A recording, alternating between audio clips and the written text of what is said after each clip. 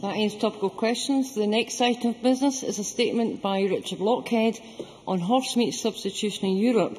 The Cabinet Secretary will take questions at the end of his statement, and there should therefore be no interventions or interruptions. And I'll just give a few seconds for the front bench to make themselves comfortable. I now call on Richard Lochhead, Cabinet Secretary. Thank you. I would like to update Parliament on recent developments with regard to horse meat and food fraud.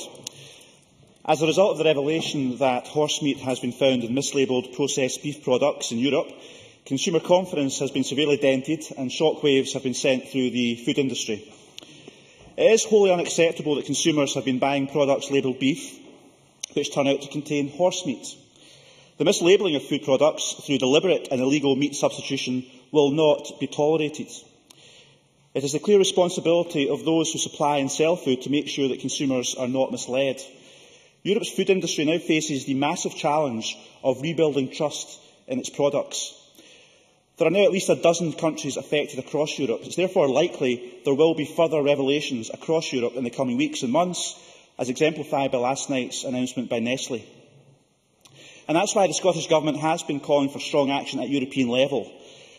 That is now happening, with European governments, enforcement authorities, food industries, agencies taking the necessary action to get to the bottom of this issue.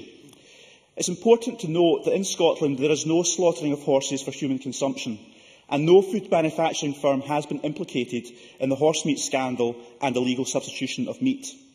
Indeed, all the evidence points to the affected meat originating from out with Scotland.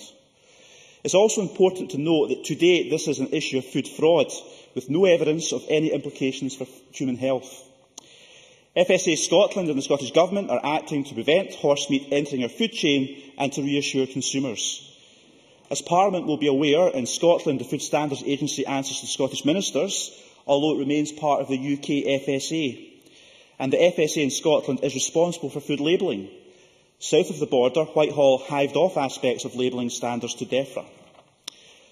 Across the UK, the FSA put in place an action plan after being notified on 14th of January by the Food Safety Authority of Ireland of their survey of horse and pig DNA in frozen burgers. This Tesco product had also been on sale throughout the UK, including here in Scotland. 2 plants in the Republic of Ireland and 1 in England were implicated by that survey. The affected retailers immediately withdrew potentially affected products from sale. Parliament will also be aware that one of the issues that has been identified as part of this investigation is that products have been withdrawn due to trace crossover of pork, for instance, into beef products as well. This is more likely to be due to poor practices than fraudulent behaviour, but this remains something that the industry really has to take very seriously as well. There are now 3 strands of horse meat surveillance underway, one of which was initiated here in Scotland. First, a robust UK-wide authenticity survey where 28 local authorities are taking samples of beef products from all parts of the food chain, and 2 councils in Scotland are participating in that. The results of this will be published in March. Secondly, local authorities are carrying out inspection visits to all 229 approved meat processing premises in this country and 29 cold stores. I asked the FSA to instigate these inspections on the 24th of January, and we were the first part of the UK to do so. 60% of these inspections have already started, with 47% completed to date. No issues have been detected to cause concern. The vast majority of the remainder are due to be completed by the end of this week, and the whole exercise will be completed by next Friday. Thirdly, the food industry was instructed by the FSA to test all processed beef products for the presence of horse DNA and to share the results with the FSA. Last Friday, across the UK, the food industry published the first set of results. There were 2,501 results published, and 2,472 of these, almost 99%, were negative for the presence of horse DNA at or above the level of 1%. The FSA will publish a further update this coming Friday. No new products were affected. The positive results all related to 7 products which have already been reported and where appropriate action has been taken to remove relevant products from sale and notify consumers. Of course, since Friday there have been further product withdrawals. Where products have been found to contain horse DNA, they have been tested for the presence of the veterinary drug, phenylbutazone, known as Bute. All of the tests in the food for this drug have come back negative so far. So all the tests on food for that drug have come back negative so far. And since the 30th of January, the FSA have been testing 100% of horse carcasses for Bute. But I repeat, there is no horse meat processing in Scotland. And Bute is not allowed to enter the food chain. However, in the unlikely event that people have eaten products which contain contaminated horse meat, the risk of damage to health is very low. So Harry Burns, the Chief Medical Officer for Scotland, said that the samples found were, and I quote, still at a level many hundred times lower than those previously used in humans on a daily basis. Can I also say we have also taken steps to check no horse meat is present in the food provided to our schools, hospitals and prisons. Assurances have been sought across all those who supply food to the public sector in Scotland. There is significant testing and tracing going on throughout the public sector providers, and it is also happening throughout those who sell or manufacture food in the UK generally. To date, there is no evidence of horse meat in public sector catering in Scotland. Sustainably produced food and drink is a high priority for Scotland. Food and drink contracts are awarded in a way which balances price and quality before awarding that contract. It is not necessarily the lowest price that wins. Quality is vitally important in the public sector, and we should all hopefully take that on board. As well as taking these immediate actions, we are also turning our attention, of course, to the future. And, of course, so must others do that as well. Rules on the composition and labelling of foods are in the main set at a European level. Due to the strong European component of this, I have asked for a meeting with the Health and Consumer Affairs Commissioner Borg in Europe to stress the need for safe and effective controls to be available to us at a national level. In the meantime, last week's meeting of EU ministers, which happened at last, finally set out plans to accelerate further labelling measures. While enforcement of European legislation is within the competence of this Parliament, it does of course need a strong and strategic voice in Europe to coordinate action across the whole of Europe. I have long argued for a stronger UK line on labelling in European regulations, having written to Hilary Benn and Caroline Spellman, the Secretary of State, over the years, pressing for quicker action and stronger legislation. And I will continue to raise these issues with current DEFRA ministers as well. Indeed, I have been in regular contact with ministerial colleagues in England, Wales and Northern Ireland over the last few weeks. I have also discussed the issue with retailers in the food industry numerous times and, of course, Scotland's farmers and primary producers. Yesterday, I was in London with the Secretary of State, Owen Paterson, meeting the chief executives of most of the major retailers and the food service sector in the UK. And tomorrow, I will host another industry stakeholder meeting here in Edinburgh with the Public Health Minister, Michael Matheson, with whom I have been working very closely in recent weeks. The Minister is also taking forward our proposal for a stand-alone food standards body in Scotland. The consultation on the new body is imminent, and ministers are currently considering the implications of the horsemeat scandal for that process. The Minister is seeking the opportunity to make a statement to Parliament next week to update members. I can also inform Parliament that the Minister will be establishing an expert group to advise on any changes required for the FSA in Scotland ahead of the creation of the new body. However, Presiding Officer, no matter how far we go, legislation and enforcement is only a small part of the picture. Responsibility lies with those who produce, manufacture and sell food. There is a clear need for the food sector to restore consumer confidence. With a greater awareness of the complexity of the food supply chains causing much concern, it is clear that the people of Scotland are now taking an even closer interest in where the food on their plate comes from. There is clear evidence that people are looking for provenance in the Scotch brand, which is associated with traceability and quality. Some butchers are reporting sales up by more than a fifth since this crisis started, and meat processing companies in Scotland are also reporting increased orders for Scotch beef. And I urge consumers to seek out the Scotch label. Whilst we can't be complacent on enforcement and strong standards in this country, we must do all we can to promote and protect our world-renowned Scotch brands, particularly beef. Fortunately, we do not have the complex, sometimes murky web of supply chains stretching across Europe. We have farmers with traceability systems for their meat through the Scotch label, and that's why many customers are realising they can trust the Scotch label when buying meat. I want to urge our retailers to shorten supply chains and source closer to home, and we have to be ready to do that. And I will also be announcing another expert group to advise on how we can take forward the Scottish food industry's work on traceability and provenance. I am also asking Quality Meat Scotland to explore how we can extend the principles behind the Scotch label and assurance schemes to the processing sectors in Scotland as well. And to strengthen the Scotch label and boost consumer confidence, I announced last week £1 million for developing new markets for beef, lamb and pork and the marketing of the Scotch brands. So in conclusion, Presiding Officer, consumers need to be confident that food is what it says on the label. When this issue first came to light in Ireland, the Scottish Government and the FSA in Scotland took urgent action and swiftly implemented additional inspections in meat processing plants. Scotland was the first part of the UK to order these tests, and this complements the new EU-wide testing regime which was agreed following a meeting last week in Brussels. The horse meat scandal has undermined consumer trust in some parts of the food industry. But it may be a watershed moment in how people think about food, and that could end up being a good thing. There is an absolute need for every step of the food chain to take responsibility for the food it produces and to ensure that Scottish consumers can have total confidence that what they buy is what it says on the label. Thank you, Cabinet Secretary. The Cabinet Secretary will now take questions on the issues raised in the statement. I can allow about 20 minutes for questions, after which we move on to the next business. Members who wish to ask a question should press the request to speak button now, and I call on Claire Baker.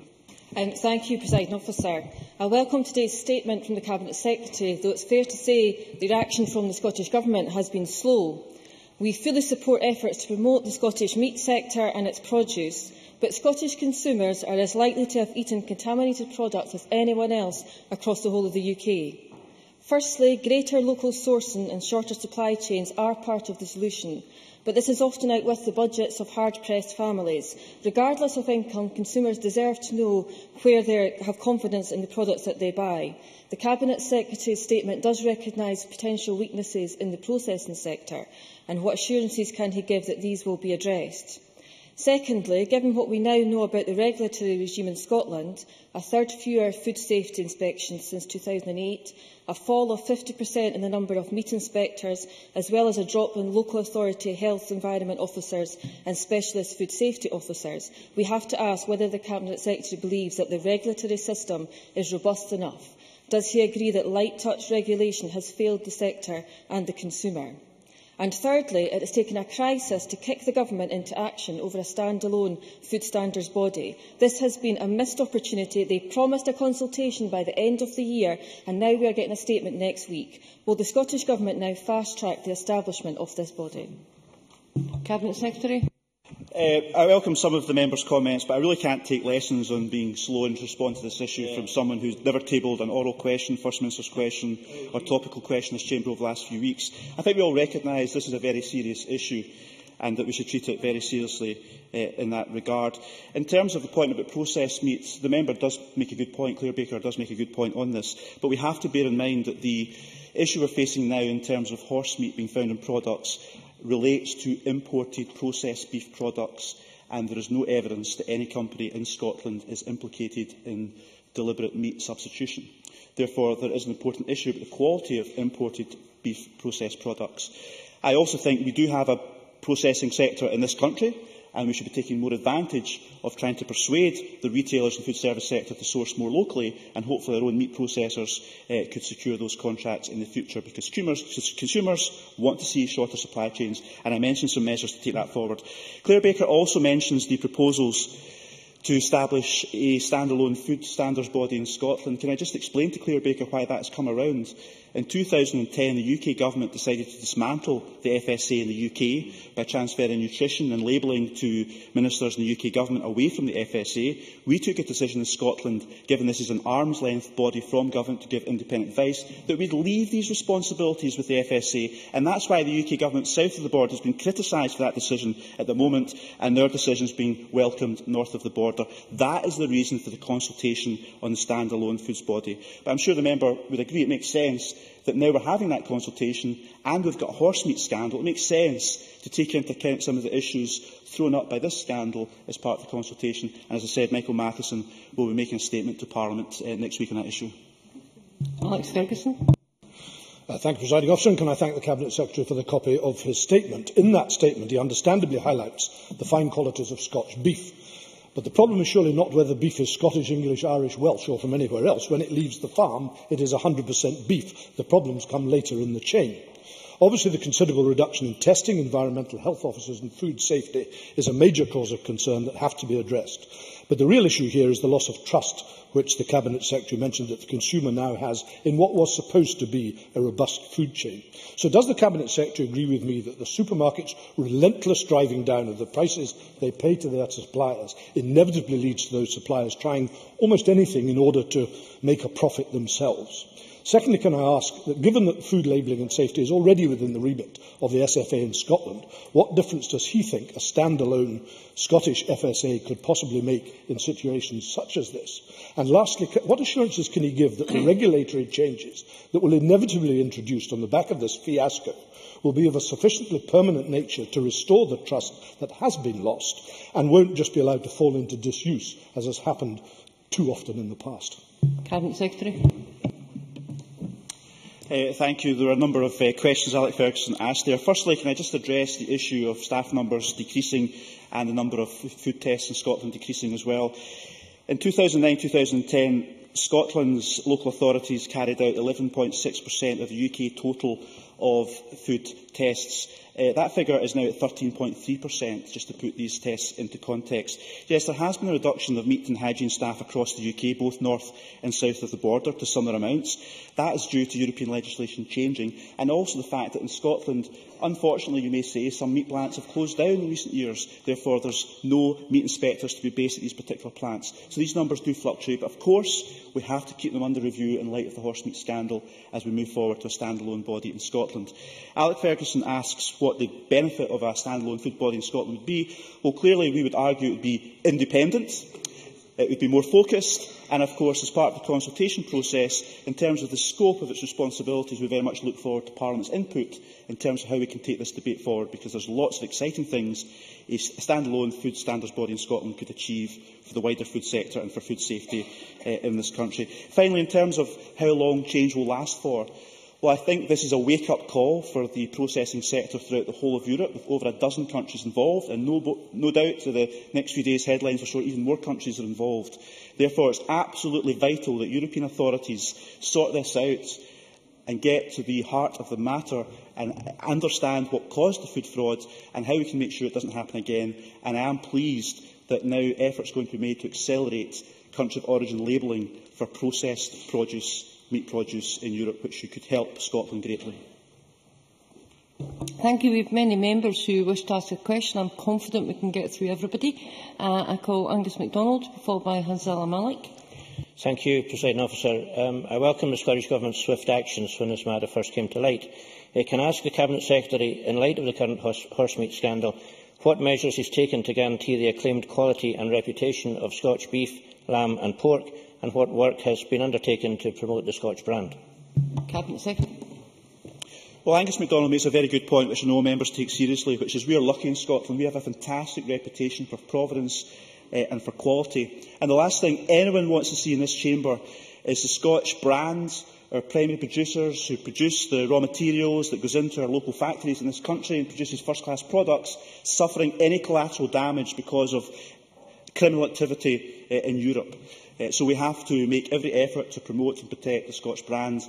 And that's why I did announce £1 million at the NFU conference in St Andrews last week to help Quality Meat Scotland and the wider industry take forward the Scotch label. And as I've said, I think also is an opportunity to extend the principles behind the Scotch label into meat processing in Scotland as well, because I think there is huge consumer demand from the retailers and food service companies to shorten the supply chain and source closer to home.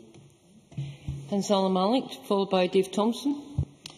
Whilst the bulk of the statement and press reports are focused on horse meat, the Cabinet Secretary may be aware that there has been at least one case of pork being found in food that has been labelled as halal. This is obviously a high concern to those who adhere to religious dietary requirements. And whilst I'm very pleased that the Scottish meat is trusted over others, however, can the Cabinet Secretary assure Parliament that along with checking for meat, horse meat, that he will ensure that meat is not wrongly labelled as halal or kosher in Scotland? Cabinet Secretary. The member raises a very important point which we are seriously looking at, and indeed Michael Matheson, the Public Health Minister, spoke to faith groups yesterday to gauge their views on this issue. Very clearly, the labelling issue for halal and kosher foods applies in exactly the same way as it does to other foods. We expect that to be adhered to by the manufacturers of these foods.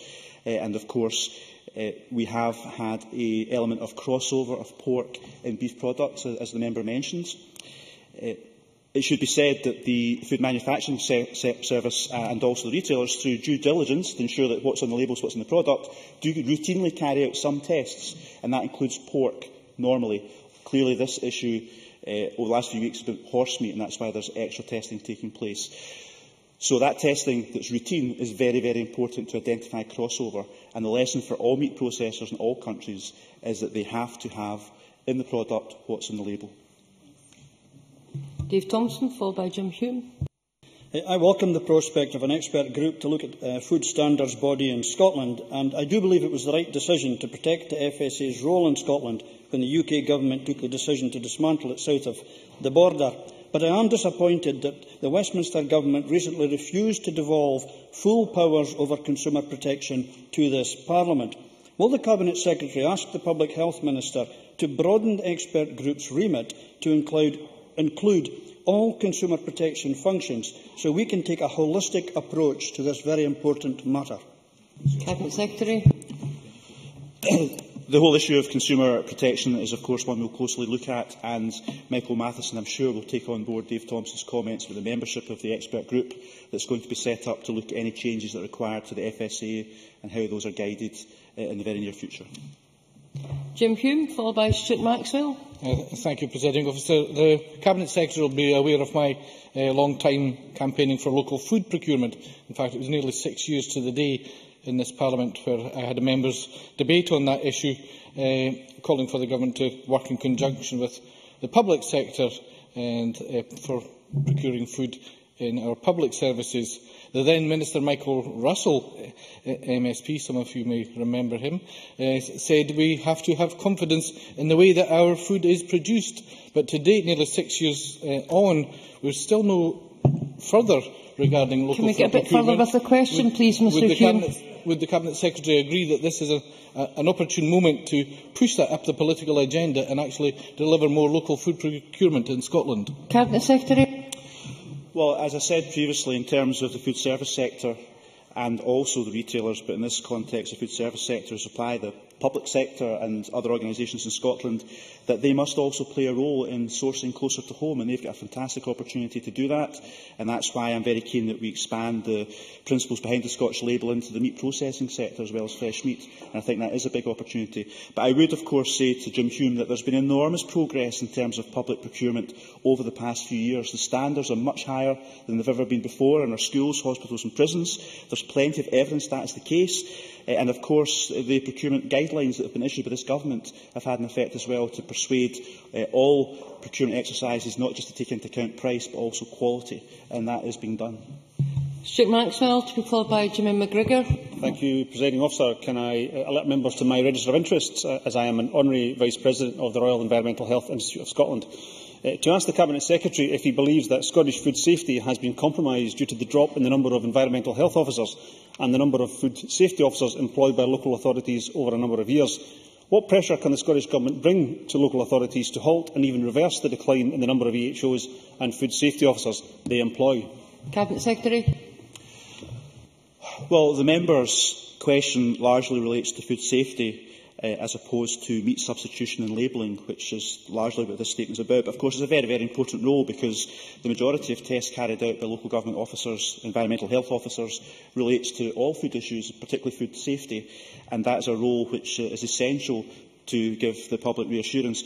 What I would say is that Audit Scotland have just carried out a report of that service and made some positive comments. Yes, there's got to be a plan for the years ahead about how that's funded and how we work together with the FSA and environmental health officers, but there were some positive comments in that report. So it is something that local authorities need to take seriously, and I'm sure they are taking seriously, but there's no evidence that food safety has been compromised. Jamie McGrigor, followed by Christine Graham. Thank you. Does the Cabinet Secretary share the concern of some in the farming industry that the scandal will deter some consumers from eating any sort of meat, even though Scottish pork lamb and beef is world-class, safe, healthy and 100% traceable, would he consider what extra support he might give to Quality Meat Scotland if meat sales in Scotland do show any decline?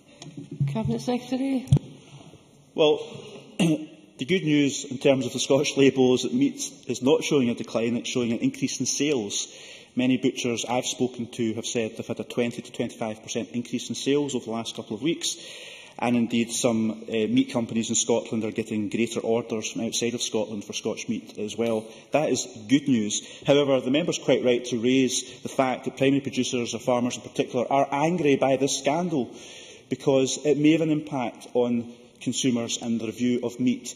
Our job in Scotland is that we do not supply the world with commodity meat. We supply high-value, good-quality meat. We have a distinctive message, and yes, I will support our primary producers and agricultural sector and wider food sector to promote that message as much as possible. Christine Graham, followed by Graham Pearson. Presiding Officer, I declare an interest as Chair of the Cross-Party Group on Animal Welfare and a member of the SSPCA. The unregulated placing of horse meat in the European market raises serious concerns not only about public health but animal welfare. Would the Cabinet Secretary agree that Scotland and the rest of the UK must take every possible step to ensure that it never again provides a market for this heartless trade? Will he therefore ask the European Commission to act now to ensure that all existing animal welfare legislation is enforced in every EU member state and that any meat or live animals imported from third countries meet the same animal welfare standards? Cabinet Secretary. Yes, I think the spotlight will be on the horse trade in Europe like never before, and the associated welfare issues as well, and I'd be happy to raise the issues that Christine Graham has mentioned in the Chamber. Graham Pearson, followed by Rob Gibson. Thank you, Presiding Officer. The Minister made mention of law enforcement efforts across the EU. In light of media reports indicating that those involved in the horse trade have used Scottish ports to deliver a substantial number of horses into the food chain, does the Government have a means to monitor such trade going through our ports, and was he aware of the development of such a supply route, and has he taken any steps to initiate a high-level strategy in preparation for any criminal investigations should fraud, money laundering or organised crime involvement be identified? Cabinet Secretary. Well, clearly there's an issue which we are keen to discuss with the UK authorities in terms of trade through Scotland of horses. I don't think this is a huge issue for Scotland in terms of the trade routes, but I'm happy to investigate the member's point to find out exactly what the current extent of that is.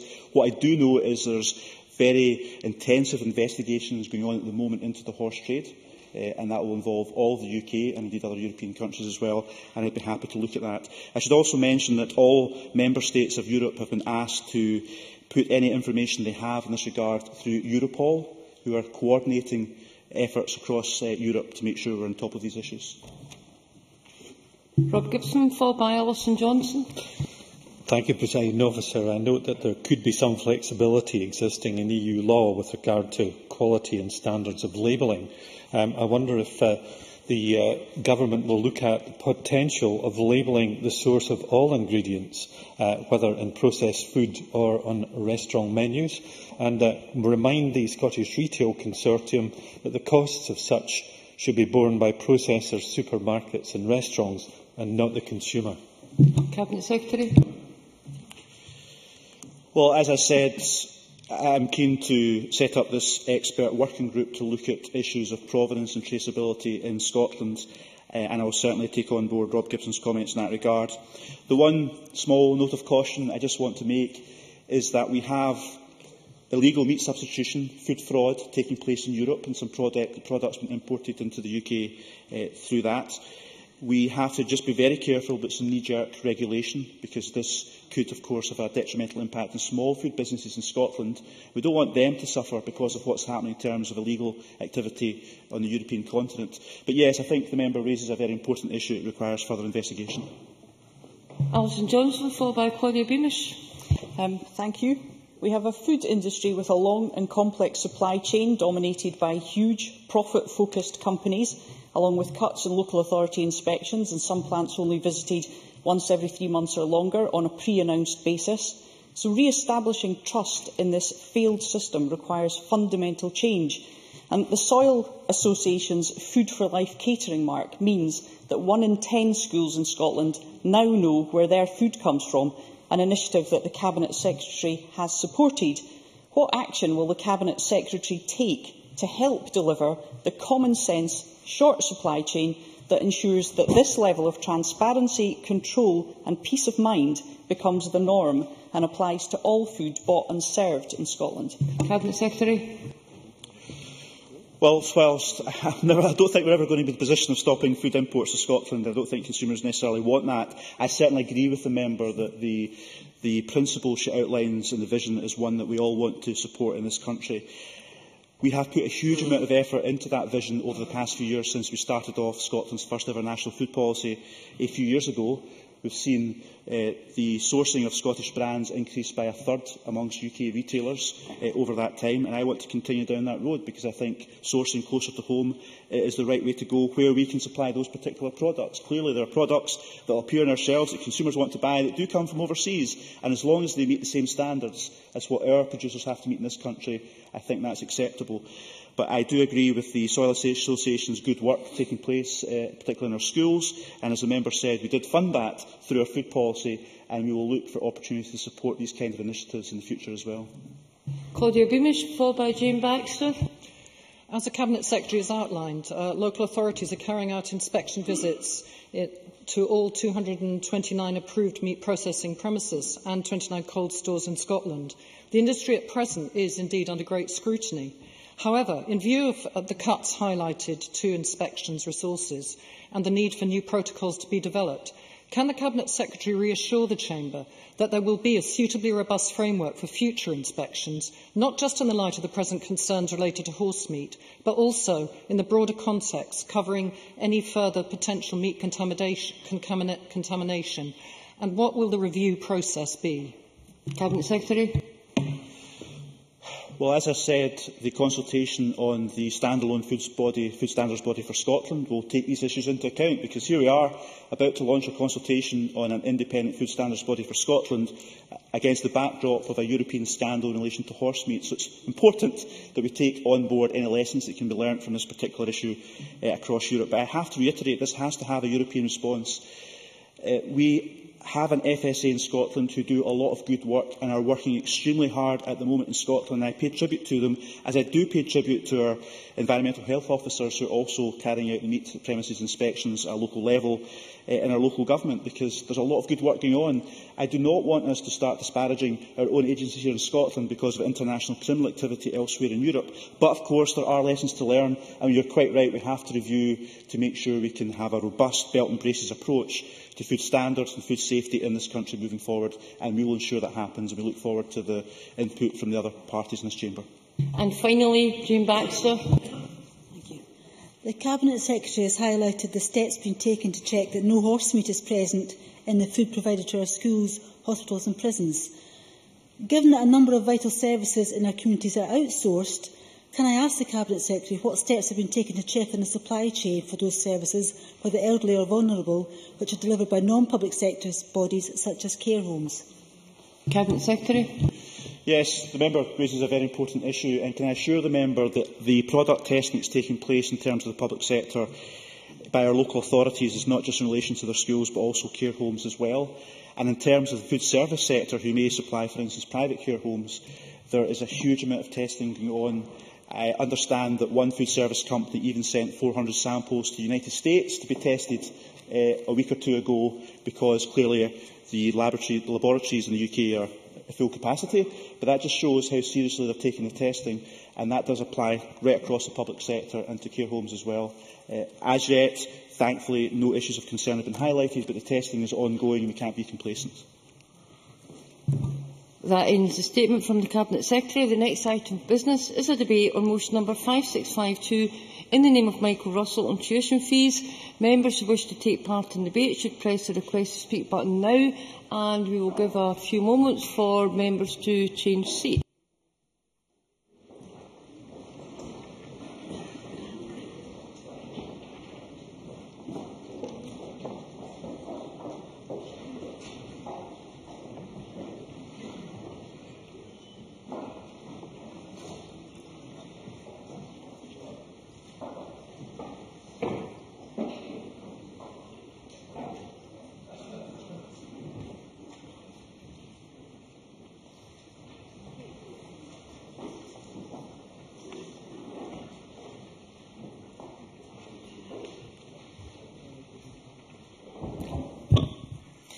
The next item of business is a debate on motion number 5652 in the name of Michael Russell on tuition fees.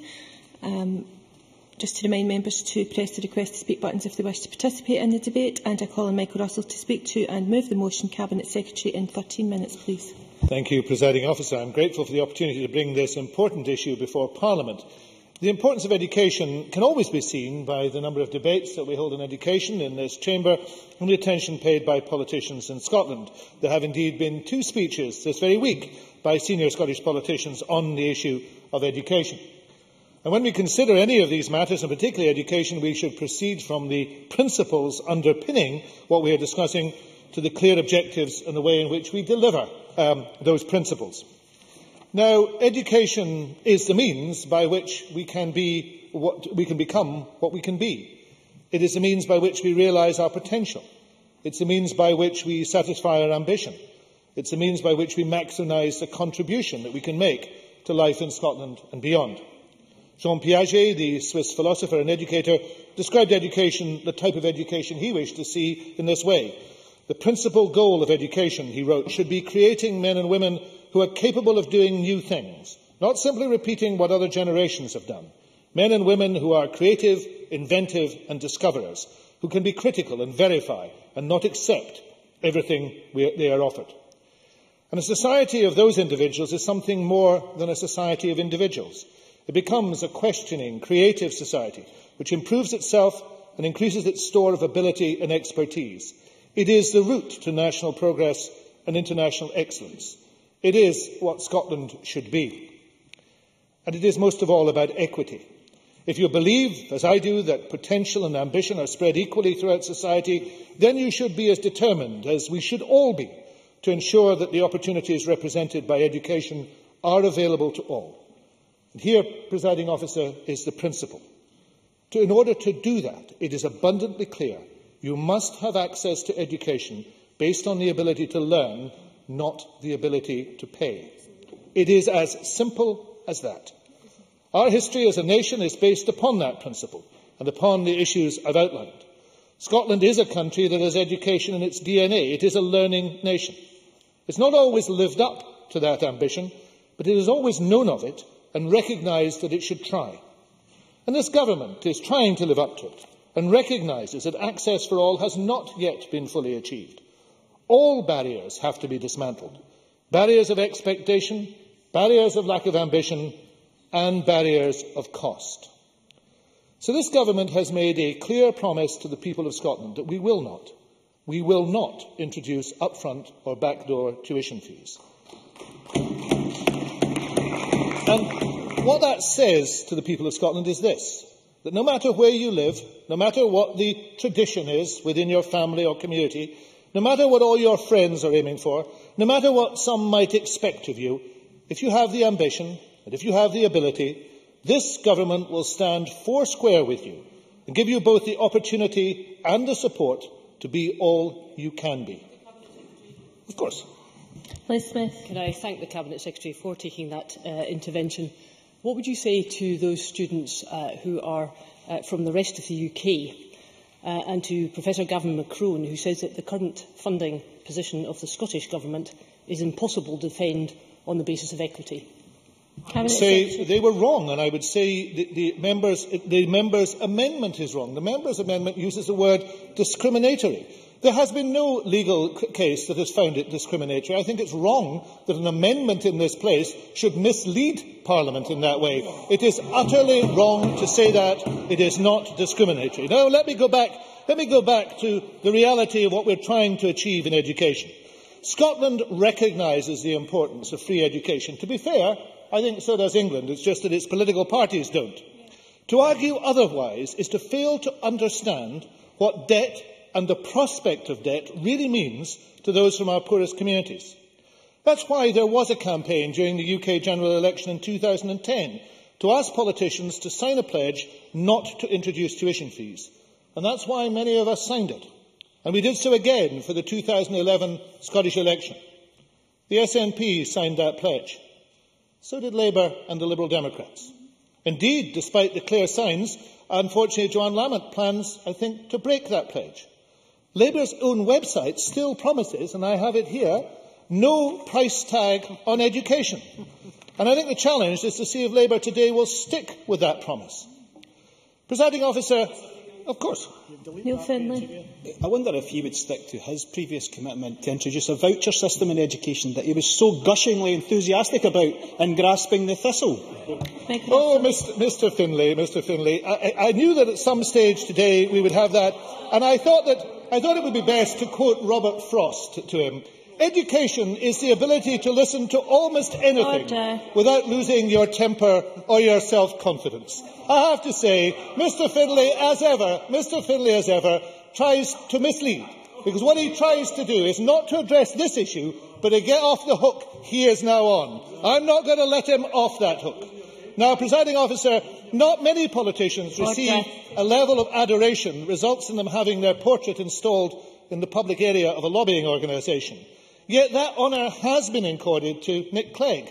Nick Clegg today smiles down from the wall of the NUS office in 4th Street, proudly holding his signed pledge card. Now, I understand the NUS is moving. There are many new walls to be decorated in their new premises. Room for Joanne Lamont, for Ruth Davidson, for Willie Rennie, for Mr. Findlay. They can be there too. Today they face a simple choice. I want to make some progress. For or against tuition fees. For or against fairness. Today they face their own Nick Clegg moment. But this is about more than personalities and promise breaking.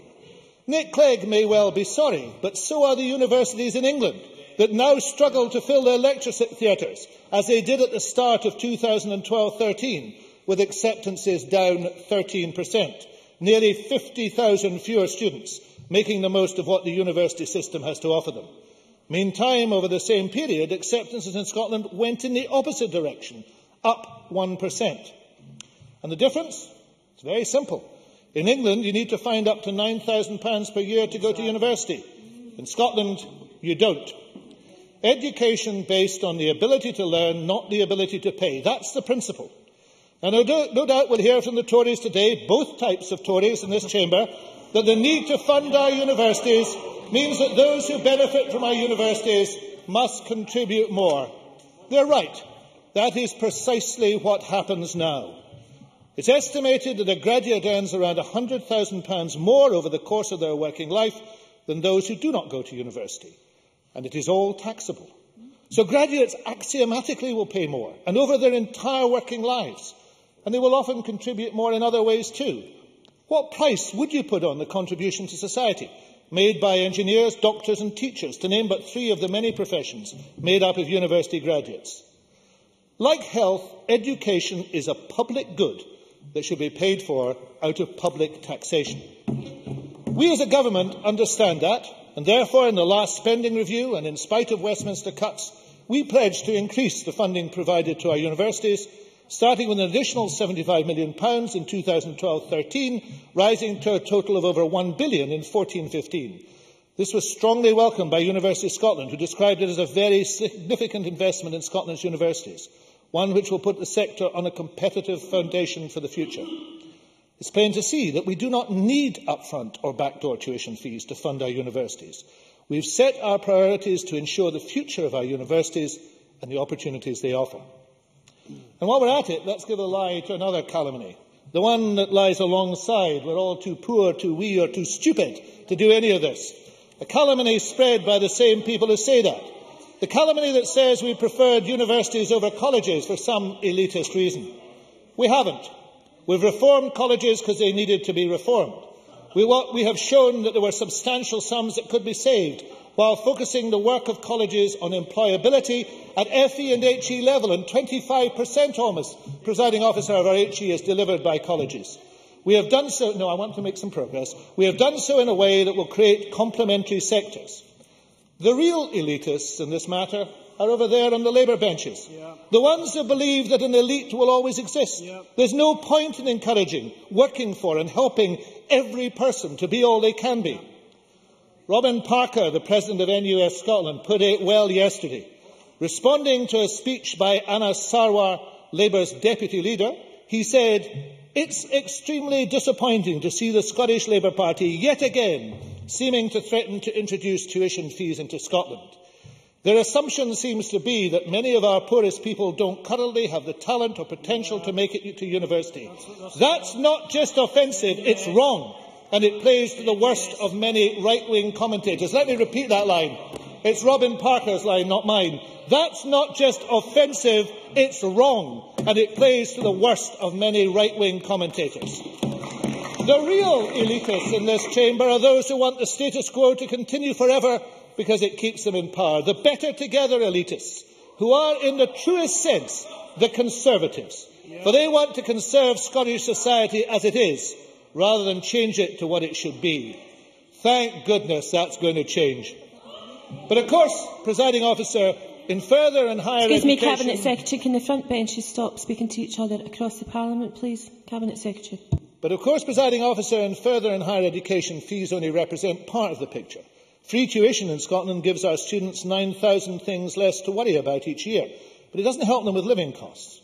So in addition to free tuition, this government, working with the NUS, also made a promise to introduce a minimum income for students of £7,000 a year. I am pleased to say that from the start of academic year 13-14, this promise will become a reality, delivering a support package of £7,250 above our target for the poorest students. This has been recognised by students themselves as, I quote, the best package of student support available anywhere in the UK. Taken with tuition paid for by the state, this package is a big incentive to study in Scotland and should encourage wider participation. For Presiding Officer, we would be failing to do our best if we accepted and went on accepting that only 11% of those within our universities will come from the 20% poorest neighbourhoods. Poverty is not destiny, says the Ontario educator Avis Glaze. There is talent and potential aplenty in every postcode in Scotland. So widening access in the context of higher education is about more than money, though money is important. It's about changing our education system to make sure it can encourage, support and lift every individual. Wider access is achieved by looking at a potential student in context. It's not just about what they've achieved so far in their young lives compared against some national benchmark. It's what they've achieved compared to their peers who have been educated in a similar environment. Those who excel, wherever they are, should be given the opportunity to be all they can be. That isn't a threat to other students. It's a promise to all students. Presiding Officer, in conclusion, that is what education is. It's a promise from one generation to another. A promise that contains the opportunity for constant improvement, the gift of growing wisdom, and the blessing of deeper understanding. G.K. Chesterton called it the soul of society. You cannot buy or sell the soul of society. Indeed, it should never be put up for sale. Scotland has known that for generations. And all I ask this chamber to do today is to confirm the obvious truth in clear and simple terms. No fees, not now, not ever. I move the motion in my name. Thank you. I now call on Hugh Henry to speak to and move Amendment 5652.2. Mr Henry, 9 minutes, please. Thank you, Presiding Officer. I move the amendment in my name. There was much what Michael Russell said that I can agree with. I think he's quite right to say that we must have access based on ability to learn and not the ability to pay. You will find no one on the Labour benches disagreeing with that. And we do recognise the benefits of free education. The problem is that for many, education and significant parts of education are not actually free. And any education, no matter how you describe it, does come at a cost. And the issue is who pays for it and how we pay for it. Now, Presiding Officer, I suspect that this side of the referendum, it will be impossible to have any sensible debate about confronting the wider challenges which face Scotland. Instead, we will be presented by this SNP government with a list of promises and unverifiable assertions about a land of milk and honey if only we listen to Alex Salmond. And, you know, this administration has form in promising the popular and superficially attractive policies.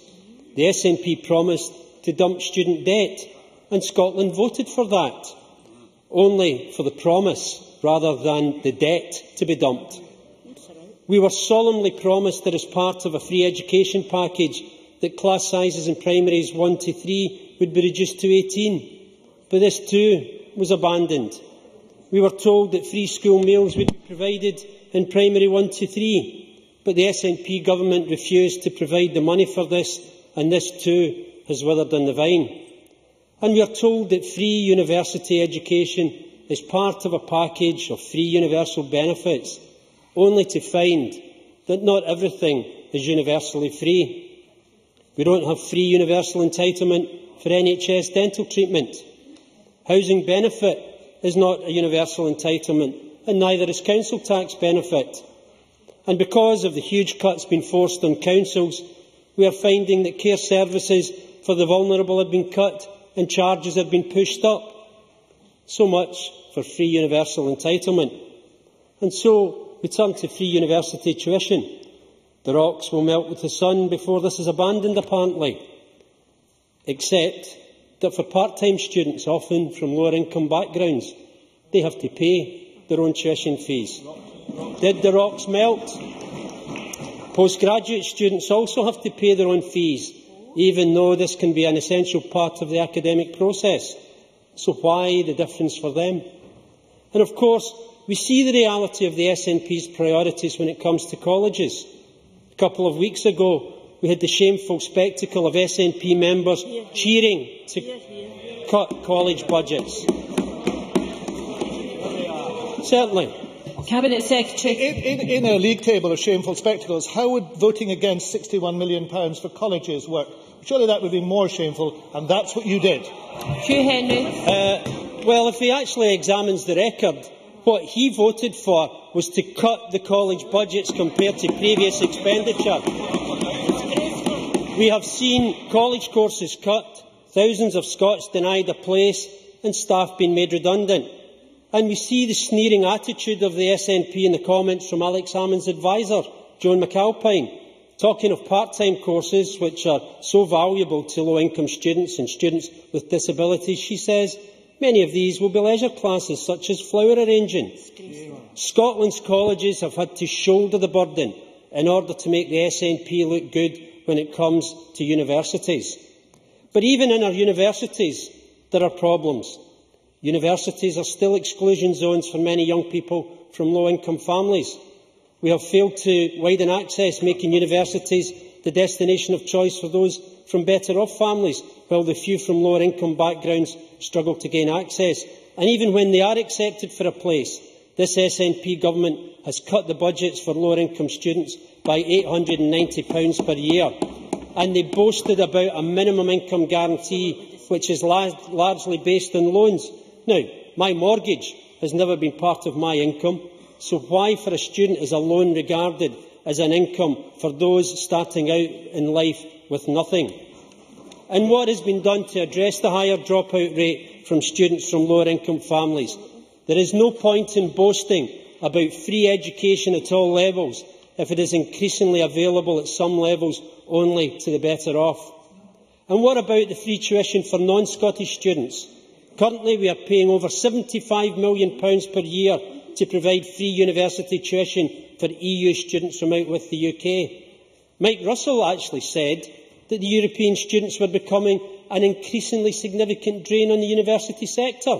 He said that in January 2011. He promised to fix this, but he hasn't.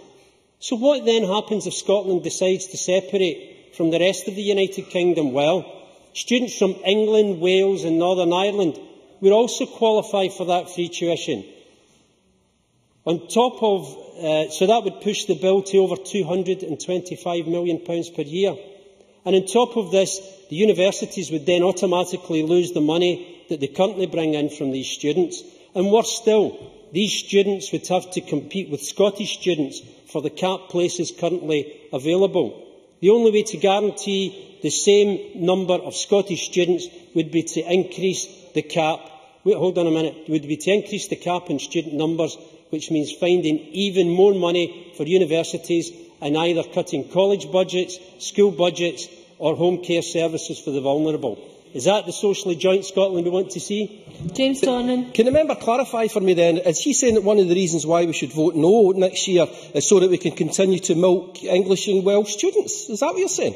Hugh Henry. Well, actually, it's the Scottish Government that has allowed that to happen. And all of this is taking place at a time when budgets are being cut. Universities have a stable financial settlement for the next couple of years, but what then? There is a severe constraint on public expenditure thereafter, and so protecting universities within current policy will mean harsh cuts elsewhere. Professor David Bell from Stirling University has highlighted the challenges facing the Scottish Government and Scottish politicians. Crawford Beveridge, the SNP's expert adviser, was last week hailed by them as an internationally renowned economist. He was previously asked to carry out work for the SNP government on the pressures on public services. His report said, a debate needs to be had on whether those who can afford to pay might be invited to do so, thus allowing better targeting of those most in need. John Swinney agreed, saying our task now is to encourage the widest possible debate about the range of options that are contained in this review. And just to be safe, the SNP asked the Christie Commission to come up with ideas, and that Commission said contentious issues must be considered openly and transparently rather than in the current polarised terms. So the SNP's own experts are saying that we need a debate. And we do need a debate, Presiding Officer, on how we allocate scarce resources. We need to decide on our priorities and whether we are prepared to spend to protect the vulnerable, the weak and the disadvantaged.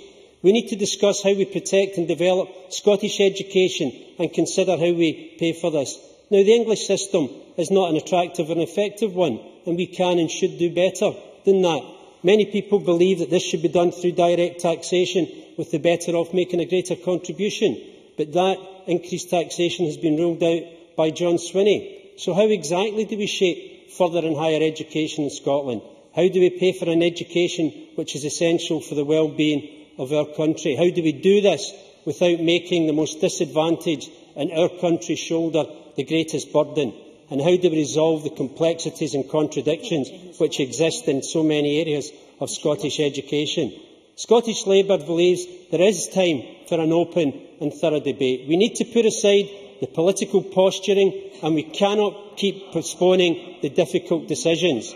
The future of Scottish education is too important to be left to any one group of politicians who are often driven by short-term expediency and opportunism. And that is why we are backing an independent commission on further and higher education in Scotland.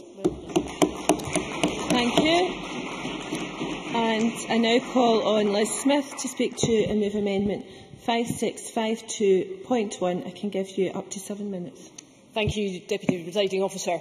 I welcome this debate very much, and I hope it is set against the backdrop of what is best for the future of Scottish universities, of the Scottish economy and Scottish society in general. For the universities is to ensure that they do maintain and enhance their very extraordinary standing in the world, that they can continue to attract cutting-edge research and that they can become fully competitive in the knowledge exchange economy. And while that debate has many diverse aspects to it, clearly funding policy is a key component. And so I welcome this opportunity to set out why, in the autumn of 2010, we made our commitment to a graduate contribution, and why now, 2.5 years on, we remain more convinced than ever that that is the right way forward.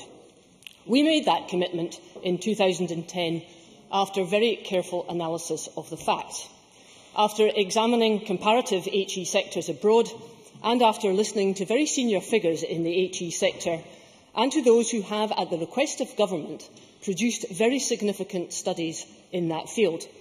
People like Sir Stuart Sutherland, Professor Gavin McCrone, Sir Andrew Kuby. And I notice that Andrew Kuby, when he produced 3 weeks ago with the Goodison report, was talking even more forcibly about the challenges facing HE in Scotland. In each of these cases, they set out the compelling evidence that Scotland's universities will require additional sources of income in the future if they really are to maintain their competitive advantage at the same time as improve academic standards and widen access. Scotland is spending only 1% of GDP on higher education, which is less than many other countries, including England, I note. And so I hope that the need for that additional income is not doubted by any of the political parties in this chamber. The key question, as Hugh Henry rightly said, is who pays for it. And clearly that is a matter of political choices. Now, the Scottish Government has made its choice plain, that it believes that the state should pay for the tuition for students, for as long, of course, that they are not domiciled Scots or non-UK EU students. They argue this on the basis that they believe that higher education is someone's right, someone's promise, I think was the Cabinet Secretary's phrase, and that the taxpayer has therefore an obligation to pay for it. That is a rational argument, and one which is no doubt very attractive in an ideal world. But it is not the reality. There is no endless state pot for higher education without significant costs. Most especially if the Scottish Government, and I think this goes along with the rest of us, wants to continue to ensure that we can increase the number of students who are going into higher education, which is, as you know, in the region of 50% now, and widen access to those students who come from the more disadvantaged backgrounds. Students who, for very understandable reasons, cost more to support at university than other students. 31% more on average, according to University Scotland in the paper that they recently submitted to Holyrood's Finance Committee. We already know, by what has happened to the funding of our colleges, that the commitment to maintain freer higher education comes at a very significant cost. Other spending does get hit, or of course taxes could rise, but as we know, as Hugh Henry said, John Swinney has ruled that out. That is a political choice for the SNP, but it is one with which we profoundly disagree. Why? Firstly, there is the international evidence. Whether that is provided by the OECD, the World Bank, the IMF or various international governments themselves, routinely supporting the view that the only way to secure long-term sustainable funding for higher education at a time when we have that overwhelming commitment to increase numbers and to ensure that we widen access, is for there to be some further injection of private funds. Secondly, because there is both a marginal social and marginal private benefit to university education, it is not unreasonable to expect some sharing of that cost, even more so if it removes the regressive situation which we have at present. But thirdly, there is the evidence produced by the Russell Group in its submission to the Brown Review that the additional income brought into their universities has had significant benefits, amongst which they like to highlight the ability to attract and retain the high quality of staff, crucially adapting to the changing needs of the student population. And it's on that point that I'd like to dwell just for a moment, since it is the ability to add more resources to HE that is important. David Willett set out that he felt that that figure would be 10% additional resources by the year 2014-15. And according to the latest SPICE briefing given to the Education Committee, we know that that has facilitated more money for bursary support. And the other point about the international evidence is that those countries which are performing best in HE are those where the government is actually taking slightly less responsibility for the HE sector, and inevitably that will be reflected in the trends within funding. So what of the SNP's case for higher education in practice? Well, as I said when I intervened on the Cabinet Secretary, Gavin Macron, who actually was very critical of some aspects of the balance in the Westminster Government's analysis of higher education, he said, and I quote, that the funding situation in Scotland is a mess, and it is impossible to defend it on the basis of equity. And that, Cabinet Secretary, is why I have used the word discriminatory. It is discriminatory. We've heard this morning from UCU and the NUS saying exactly the same thing. I think the quote was correct, although I haven't checked the record because I don't have that to hand yet. It's more damaging than the worst excesses of the Westminster Government's policy. And so knowing what UCU and NUS think of the Westminster Government's policy, they're pretty damning about what the Scottish Government is doing. And because the great mantra of the SNP is that university entrance is on the ability to learn and not the ability to pay. Try telling that to the people who are having to pay, because that mantra just does not stand up. And it is on that basis, I think I'm about... Well, I can give you a bit of extra time. Cabinet Secretary. There is a very simple solution, Presiding Officer, to this problem, and I'm sure the universities would welcome it.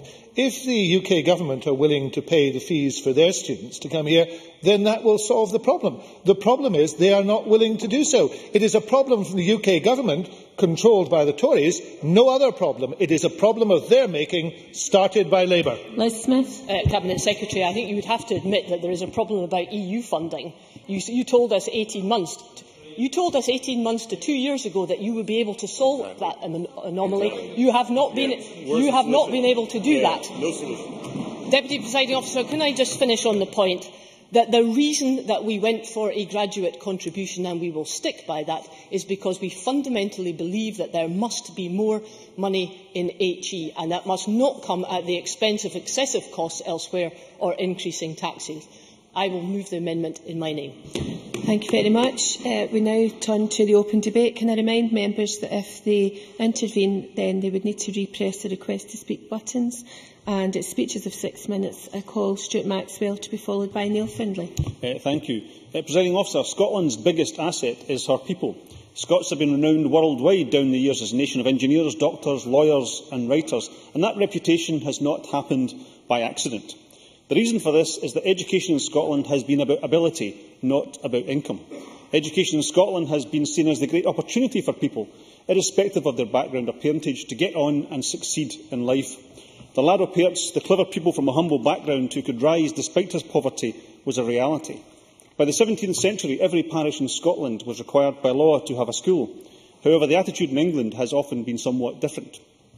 For example, in 1830, it cost a staggering £250 per annum to go to Oxford or Cambridge. Scotland has always been meritocratic in its outlook.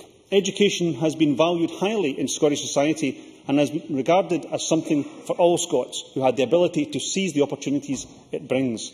It was not for just the rich elite. And if anything is more important to us in Scotland today than it was in the past. Scotland has more universities in the global Premier League per head of population than any other nation in the world. And during the 2011 election campaign, a BBC poll found that the public listed free education as one of their top political priorities. So it's somewhat incredible that Joanne Lamont, the leader of the Labour Party in Scotland, a party which was set up over 100 years ago with the aim of bettering the lives and increasing the opportunities for working people, should be seemingly be hell-bent on making young people pay for their education. Particularly as we know that this is a move which would discourage poorer students from going on to further or higher education. Hugh Henry. Hugh Henry. Stuart Maxwell has said that Joanne Lamont is hell-bent on making young people pay for their education. Could you actually quote for me what Joanne Lamont said? Because I don't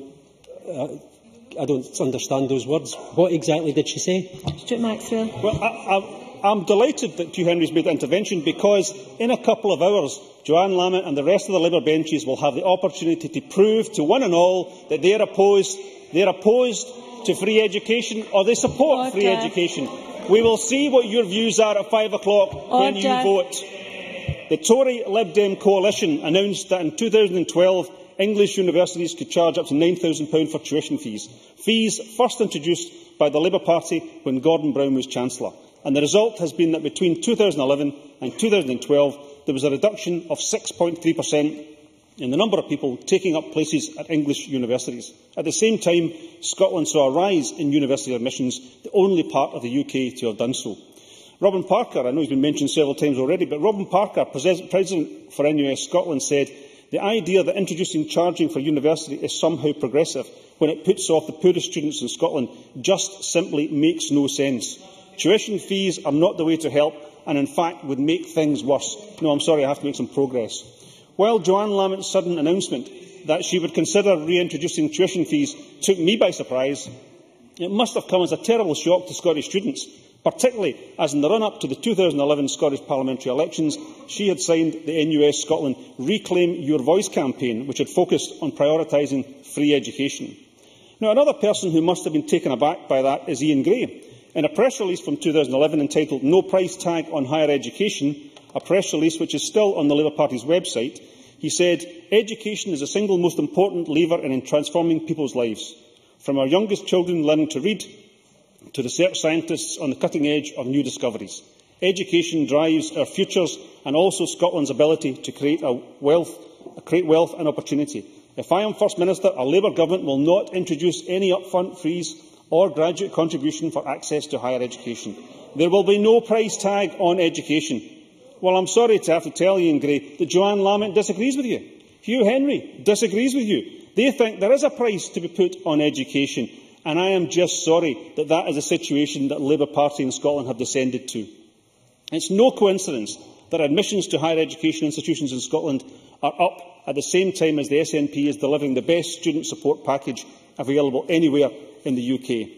We have no tuition fees for Scottish domiciled students thanks to the SNP, and figures from the Student Loans Company show that Scottish students have the lowest level of student debt in the UK, with the average Scottish student loan being £6,480 compared to £17,140 in England. And from this year, students will be eligible for a minimum income of £7,250 for those with a family income of less than £17,000. This is an excellent record. But we are not content with these improvements, and through the Post-16 Education Bill, the Scottish Government will introduce measures to widen access to fundable higher education for those from the most deprived backgrounds.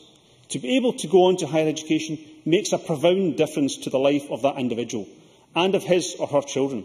And as Ian Gray so helpfully pointed out, it also makes, over only a few generations, a profound difference to society as a whole. Education is a way to improve the lives of individuals, and it is a way to improve society as a whole. I actually agree with Ian Gray when he said that and when he believed that. In educational terms, Scotland is doing very well. We have 3 universities in the top 100, Edinburgh, Glasgow and St Andrews, and we are ranked 4th in the world in terms of research impact. We produce 1.8% of the world's published research, despite having less than 0.1% of the world's population. We don't do that by having policies that mean that only the richest Scots can go on to higher education. We do that by encouraging the most able amongst us to continue in their education. The Labour Party are deciding whether to abandon their pledge on no tuition fees, so that only those who have the wealth to do so can carry on with their education. But the wealth of a country is in its people. If people are educated, then wealth is created. It is not, as they seem to believe now, that if money is available, then education should be provided. Thank you. I should tell members there's a little bit of time in hand to compensate for interventions at this stage. Neil Findlay to be followed by John McAlpine. Thanks, Presiding Officer. This debate has been very narrowly drafted as to be only about tuition fees. And this is a very crude attempt to gain party political advantage in an area the public expects us to debate seriously.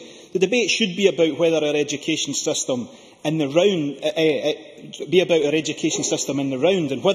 we're prepared to invest in the potential of all our citizens, but especially those who have been left out or left behind. So I had hoped that we would have heard how the Government intends supporting the education system as a whole and ending its current practice of supporting one part of the system whilst deliberately downgrading another. But I'm afraid so far I've been disappointed. The Government motion before us contains much that I agree with. Education should be about learning and not determined by someone's ability to pay. It's vital for the social, economic and environmental well-being of our society. It's a vital element of individual progress, but also collective progress. Without skilled doctors, we collectively become sicker. Without teachers, we collectively become less well-educated. Without skilled craftsmen, our housing standards are poorer. I trust that principle of each individual contributing to the collective well-being of society is generally accepted and not too controversial. But our people should be able to progress their talents through education at whatever level they want to. If someone has a talent for engineering or woodwork or music, they should be allowed to pursue that talent no matter their socio-economic circumstances. But this is not, of course, the situation at present. If you're a full-time university student, and yes, there are no tuition fees, but if you're studying part-time, you pay. What university students pay, postgraduate students pay, Scots studying elsewhere in the UK pay, part-time college students pay. So, Presiding Officer, the situation is that we don't have free tuition for all, we have free tuition for some. Of course, the sum includes, just a second, let me finish this point, the sum includes French, German, Spanish or Greek nationals, but not those in Wales, Northern Ireland and England. A situation we were promised would be resolved, but of course hasn't to date. And can I thank Mr Dornan for at least accepting the fact that we're milking students from the rest of the UK. Ms Constance. Ms Constance. I wonder if Mr Finlay is aware that this government supports 26,000 college students by protecting them from higher education tuition fees, and also wonder if he is aware that as from 2013-14 that part-time undergraduates will not pay fees, and is he also aware that this government is supporting twice as many postgraduates with fees, around 5,000, which is twice as much as before under his government? Neil Finlay. Ms Constance should be very, very careful about promoting some sort of positive record of her government on colleges, which is nothing short of disgraceful. And where the Scottish Government is being less than honest is with regards to how we pay for education and public services more generally. We hear ministers saying that we want to live in a land of world-class public services with free this and free that. We hear the mantra, repeated time and time again, that if we only had the powers of an independent state, then all this is not just possible but would be reality. But of course last week John Swinney said that there would be no tax rises, no rises in personal taxation in an independent Scotland. By saying this, he confirmed that an SNP-led Scottish Government would maintain George Osborne's cut to the highest rate of taxation. So in an independent Scotland, millionaires will keep the massive tax cut. No problem for them or their sons or daughters going to university, but at the bottom of the income scale, working-class families will continue to struggle, and a struggle that will intensify if, of course, on top of that, we end up seeing hundreds of millions ripped out of the economy with a 10% corporation tax rate. So, Presiding Officer, we're faced with a government promoting a Scotland of flawed and discredited trickle-down economics, and that promotes the redistribution of the wealth from the poor to the rich as a central plank, not just of economic policy, but of social policy too. How do these policies square with no introduction of tuition fees? And the answer, of course, is they don't, and the Cabinet Secretary knows it. I must admit, I did chuckle when the Cabinet Secretary raised the issue of Nick Clegg's portrait hanging in the lobby of the hall of some lobbying organisation. I thought that was very good. We couldn't lay that charge at the Cabinet Secretary because he has his own portrait on display in his own room for everybody to see when they go and see him. But that should not surprise us. At present, educational attainment in our schools and access to our universities is largely determined not by ability or potential, but by social class. This results in education being effectively the preserve of the better off. Presiding Officer, let there be no room for any confusion. This is not because young people in deprived communities are less able, it's because they are born poor. How are we to tackle that? Well, yesterday we saw the figures from the Campaign to End Child Poverty highlighting the shameful levels of child poverty in this country. And yet the main social policy areas that could change the lives of poor families, health, housing and education, are all within the remit of this Parliament. And there has been little progress. So what plans does the Government have to transform the lives of the poorest people? Our motion seeks to put the issues of university funding and access beyond the normal party political dogfight. And we're calling for an independent commission into higher education funding. Well, I hear people chuckling, and why does that not surprise me? No, thank you. This would be mature politics and be in the interest of all our people.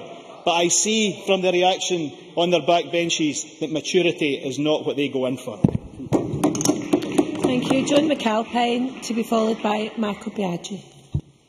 Thank you very much, Presiding Officer. I'd like to start by quoting from the written evidence that the University and College Union Scotland gave to the Education Committee. It said, "We are concerned that the increase of fees in England gives a perception that Scotland is out of kilter. But according to the European Commission, 9 other countries do not charge fees, including all of our Scandinavian neighbours. Further, English fees are the highest in Europe, with very few countries charging more than €1,000. So Scotland and the SNP are in the European mainstream in this area. The SNP's determination to scrap university fees was well and truly vindicated in... I would like to make progress. I might take one later. In August 2012, figures revealed a 3% rise in Scottish students getting places in Scottish universities, and by contrast, admission to English universities fell by 3%. Ahead of the 2011 election, the Scottish election, the First Minister said the rocks would melt with the sun before he allowed charges for higher education. And the SNP went on to win a historic majority after that promise. It's a promise we have kept, and the First Minister has been as good as his word. Labour made the same promise in the 2011 election to scrap tuition fees. Perhaps the electorate did not have confidence in that promise, given the result of the vote. But as time passes, we see that the electorate were no fools. They did not believe Labour, and they were right not to believe them. Labour have incrementally moved towards a position where they are once again planning to turn the screw on young people. Anna Sarwar this week accused... Yes, I will. Hugh Henry. She mentioned Scandinavian countries not charging tuition fees. Does she advocate Scandinavian levels of taxation? John McAlpine. Yeah. Order. John McAlpine. I advocate a fair system like you have in Scandinavian countries, as we have tried to do here in Scotland. I think most people understand that in Scotland we have tried to do as much as we can within the powers that we have to put money into the pockets of working people. But I noted that the intervention came just as I was about to bring up Mr Sarwar's intervention in the debate, and perhaps that's why you were anxious to interrupt me, because Mr Sarwar accused the SNP this week of relentlessly focusing on free tuition.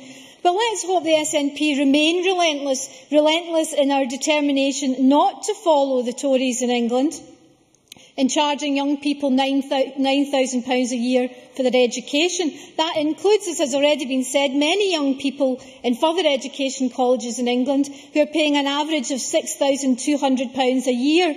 So we won't have any crocodile tears from either Labour or the Tories on that issue. The Liberal Democrats famously ditched their election pledge not to raise fees, and as a result the voters ditched them. If Labour thought things could get any worse than 2011, they should remember the fate of the Liberal Democrats that same year, and they should look across the chamber at the diminished, bedraggled remnant of what was once a party of government. Poor, lonely Liam.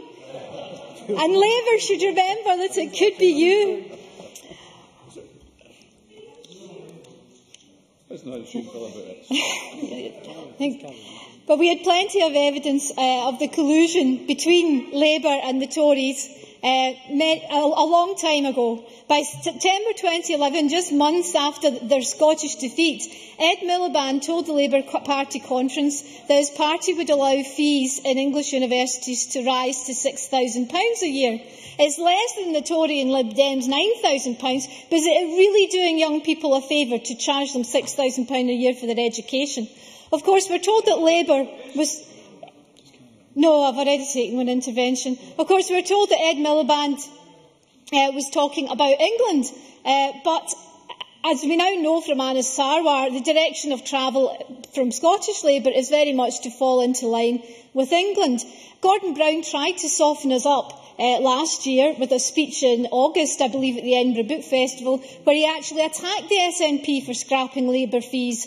And then we had Joanne Lamont's announcement of a cuts commission in which all the advances of devolution are up for grabs, but we'll only know the result after 2014. She talked about a something-for-nothing society. Ask the students who are working so hard to gain qualifications and who are often working part-time to pay their living expenses whether they're getting something for nothing. And I would like to ask if they think, where does it stop? Is the NHS something for nothing too? Order. The same month as Joanne Lamont's Something for Nothing speech, Ed Ball said that Labour would be ruthless with public spending. And I would like to ask Labour how ruthless they intend to be with the young people of Scotland. Can they tell us now how much they plan to charge young people for their tuition fees in the future? Is it the £6,000 that Ed Miliband promised? Or will they go for the £9,000 favoured by their allies in the Tory party in the Better Together campaign? As long as the SNP are in power, the Scottish students who make up 80% of our university population will have their places guaranteed, and that will be free. It's not cheap. The SNP has invested more than £1 billion this year to protect places for Scottish students, but it's a price worth paying. Thank you very much. Thank you. Before I call the next speaker, can I remind members to be courteous to each other in the chamber and not to use first names. Marco Biaggi to be followed by Liam MacArthur. Thank you, Presiding Officer. 2 years ago, like members from across this chamber, I signed the NUS pledge to rule out tuition fees. I wasn't alone. My Labour opponent, who has made it to the chamber, was elected to the chamber, isn't here in the chamber to defend herself, so I won't make any further comment about her, also signed it, Liberal Democrat opponent. And that was actually very much welcomed by the student body at Edinburgh University, because there was seen to be a consensus and a security and a feeling really that the future in Scotland was much brighter than the future they were being offered by the UK government. My signing comment at that time on the board was that we must not put a price tag on opportunity. I didn't realise I was echoing a Labour Party website or a Labour Party press release, but I have no problem with that, because at the time we were agreed. We were agreed that fees were important, that fees should not exist, and indeed I come here again with that message that fees matter. You can just ask any one of the 31,000 students who marched back in October 2003 in London, I was one of them, against top-up fees, which were, of course, being introduced down south, despite a UK government manifesto commitment to ever do so. Or you could ask the students that protested outside this Parliament, not against a government, but in favour of a government, when the SNP, as a minority, proposed to abolish the graduate endowment. I remember in that time there was one Labour MSP who voted with the SNP, but I believe that as she's in the presiding officer's chair, I shouldn't further comment on that. But also, you could ask the kids from back when I was a student representative that came from the Sutton Trust Summer School. They were from families that had no experience of university. We divided them up into groups and asked them to come up with a message that we should take back and that could be taken back to everybody else at their schools. And the message was the same from every single group. You should be able to go even if you're poor. That sticks with me because it's a very, very simple message. You know, think about how it would feel to be the young person on a course who's attending the same lectures or labs or sitting the same exams as a better-off student next to you, but they're somehow considered to be paying their way, but you're there because of a concession, or you're getting something for nothing. Does that really feel like the entitlement to state education that we cherish as a value? Does it feel perhaps a bit more like the private alternative, where you have scholarship kids sitting next to those who pay fees, and for whatever reason we have not chosen as the model to deliver the bulk of education in this country? Jenny Mara. Could I have Jenny Mara's mic? Thank you for taking the intervention. Can the member give me any indication if he knows the amount of young people in our 10 most deprived postcodes in Scotland who benefit from free tuition fees to higher education? Michael Biaggi. The SIMD 20 figure, rather than the 10 figure, is one that has been disturbingly low for many years, and that's why I think we should be coming together to try and deal with the problem of widening access. But I despair at a party that thinks the solution for widening access is somehow increasing fees. I'd also warn universities to be careful, because sometimes their reactions to the post-16 bill have suggested that they've turned to their public affairs team rather than their admissions department. And I don't think any institution should ever give the impression that it is trying to wriggle out of the obligation that comes with taxpayer funding, that they should be offering opportunities to the many and not any few. Higher education has to be a democratising, levelling force, and not one that entrenches existing divisions, the kind of existing divisions that Jenny Mara just referred to. But too often, actually, the fees debate is used precisely for that. Margaret Hodge in 2002 said, should the dustman continue to subsidise the doctor, or should the doctor contribute towards the cost of their own education? There are echoes of that in the contribution from Liz Smith. But asking that question opens you up to Well, why should the doctor contribute to the cost of sending the dustman's child to state school if their own attends private? Why should they pay for the dustman's pension when they've got a private one? Why should they pay towards the NHS when they have their own health insurance? That kind of individualisation of costs and services is a very dark and dangerous road, and not one I'd be expecting the Labour Party to be pointing to. If they were interested in dealing with the shared aspiration to widening access, then we could be working together, rather than all this nodding and winking, this obsession about reintroducing tuition fees. Now, obsession isn't my word, it's what Robin Parker called it after the latest instalment in the Something for Nothing franchise. It seems like this has been treated as a wedge issue from the Karl Rove-style playbook, but the only wedge it's really opening up is between Labour and its natural supporters. I ask all the members who, like me, signed that NUS pledge in good faith to think very carefully about where they put their name at decision time. Think of the students who put their faith in you and who cast their vote for you in the belief that you wouldn't desert them, as so many politicians of so many parties had before. All of those members should reject tuition fees by backing the government motion, because this SNP government has shown that the unstoppable march to ever higher fees is no such thing. Fees are a choice, not a necessity. There already is a graduate contribution, and it's called income tax. The necessity is free education, a necessity if we are to ever ensure that our great universities are open to all of those with the ability to pass through their gates. Thank you. Now call Liam MacArthur, to be followed by Neil Bibby. Thank you, Deputy Presiding Officer. Can I say that, firstly, I'm grateful to be following the more thoughtful and measured remarks of Marco Biaggi than those of his colleague Joe McAlpine. I certainly don't doubt the importance of this debate. Scottish Liberal Democrats over the years have played their part through the abolition of tuition fees in the first Parliament, through the vote to remove the graduate endowment in the last Parliament, and successfully arguing for the reversal of the cuts to college student support in last year's budget. And therefore I would start by saying that I'm more than happy to confirm that we're supporting the motion this afternoon. But I'm genuinely intrigued by the timing of this debate. The choice of the debate looked strange a fortnight ago. With the unfolding scandal of what's been happening in our food processing and supply chain, it makes the decision to spend half an hour this afternoon on the horsemeat crisis with no debate, but over 2 hours on the tuition fees issue seem somewhat bizarre, and this will not have gone unnoticed, particularly within Scotland's vital agricultural and food and drink sectors. To listen to Mr Russell speak, one would be forgiven for thinking that higher education was going to hell in a handcart everywhere in the UK, while in Scotland everything he does is above reproach. But I'm sure it's not his intention to scaremonger. I'm sure he'd recoil at the notion that his dire warnings might risk putting off young Scots choosing the university course that best suits their needs, wherever that might be in the UK or beyond.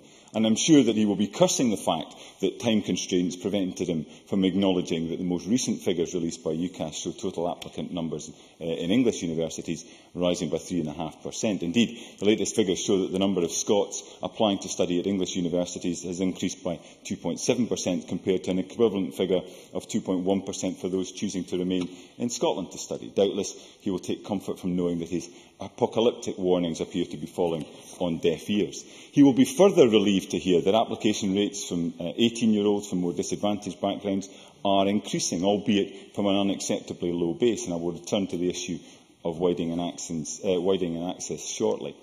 But I think there is also food for thought here for the NUS, who are presumably still awaiting delivery of their twin portraits of Fiona Hislop and Mike Russell for the dumped pledges outlined by Hugh Henry earlier.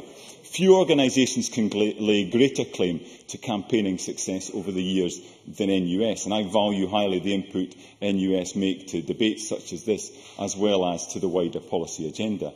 However, in arguing their case for tuition fees in Scotland, they need to be careful about what they claim with respect to the rest of the UK. In the briefing for today's debate, they refer to comments made by the Institute of Fiscal Studies about the impact of tuition fees south of the border. Unfortunately, this ignored the IFS conclusions that, quote, the average student will be better off while at university, enjoying an increase in cash support of some 12%, something Mr Russell and the NUS Scotland appear happy to endorse in Scotland, with a move away from grants and towards loans. Nor is there space made for the IFS view that, quote, the poorest 27% of graduates will actually be better off under the new system, which is felt to be, quote, substantially more progressive than its predecessor.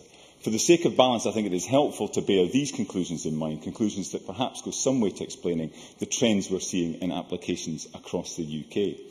Where NUS Scotland is absolutely correct, however, is in highlighting the effect of the Scottish Government's cap on fees for rest of UK students. By setting this per academic year rather than an overall cost, Mr Russell ignores the impact that the four-year degree structure in Scotland could have, and as NUS Scotland say, we now have potentially the most expensive higher education system of all the UK countries, up to £36,000 as opposed to £27,000 elsewhere. NUS also make the point that there should be, quote, minimum standards to ensure protection for the poorest UK students, as seen in England, combined with responsibility placed somewhere within the system for oversight of this aspect of the system, akin to the Office of Fair Access in England, something the Education Secretary has so far stubbornly rejected. Where Mr Russell has shown a willingness to act, and I would freely acknowledge it, is in relation to part-time students, where the extended free grant is a welcome step in the right direction. Unfortunately, anomalies appear to arise from changes to the ILA 200 criteria that could see a group of HE students on low incomes lose out. To avoid this happening, I would urge the Minister to consider lowering the part-time funding grant threshold to 10 credits. The case for this is set out very clearly by the Open University in their submission to the Education Committee on the Post-16 Education Bill. Of course, the OU also has a good story to tell on widening access, something that is core to its mission. It has doubled the number of students from poorer backgrounds over the last 10 years to 5,000. Yet only 2,000 of these are classed as living in SIMD 20 areas, illustrating one of the central problems with the Government's approach in its bill.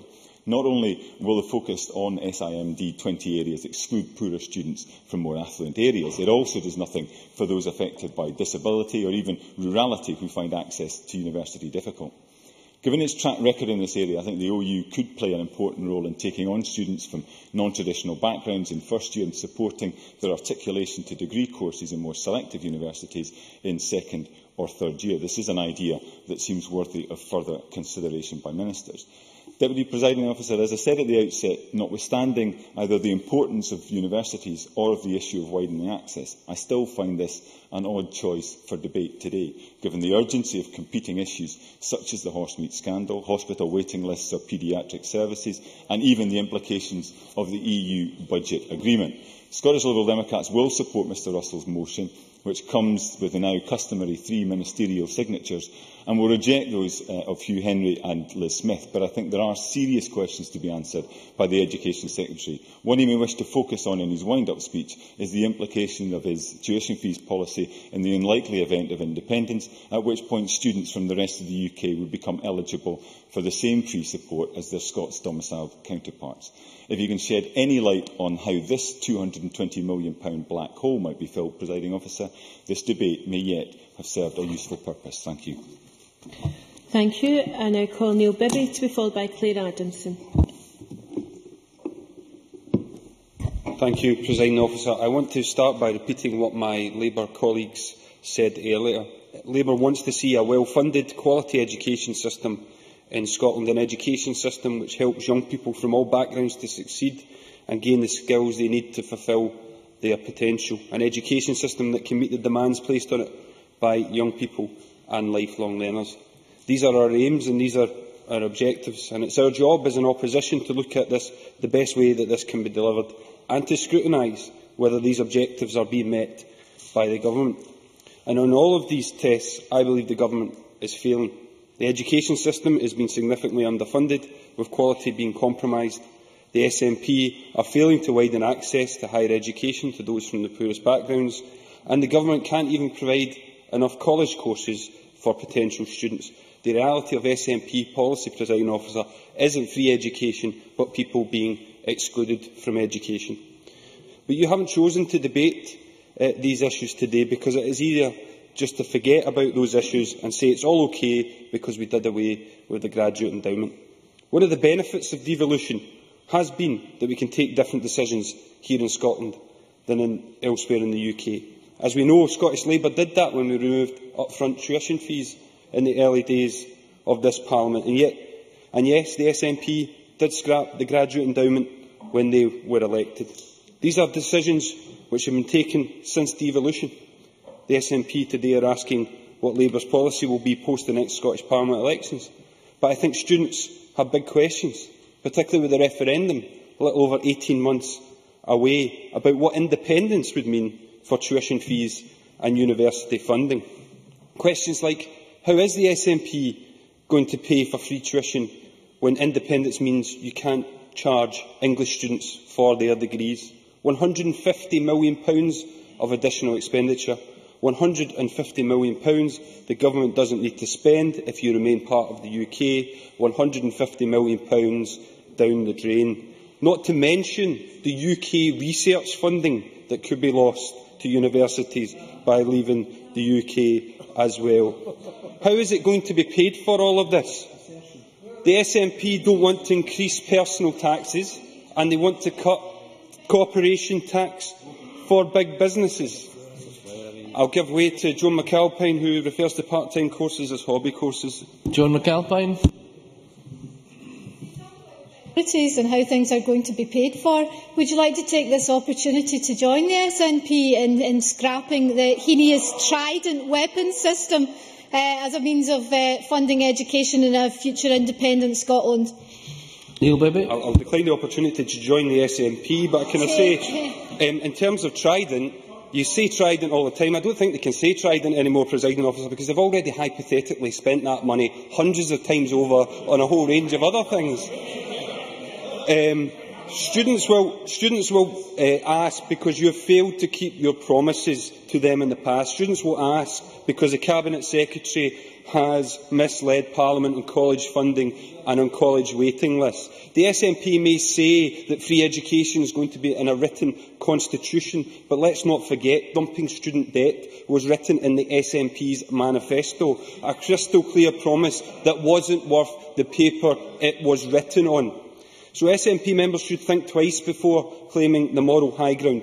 Think twice before claiming to be whiter than white when it comes to student funding, because the only thing dumped by SNP MSPs elected in 2007, as Hugh Henry said, was the policy of dumping £2 billion of student debt. And when that policy was dumped, the reason was given from the government, we can't do it because we don't have a majority. Well, you have a majority now, and student debt still isn't being dumped. Student debt is going to increase. If SNP members believe increasing tuition fee debt will put students off from seeking to study at university, presumably they believe increasing student loan debt will do the same. The amount of debt facing students when they leave university is going to increase under the SNP.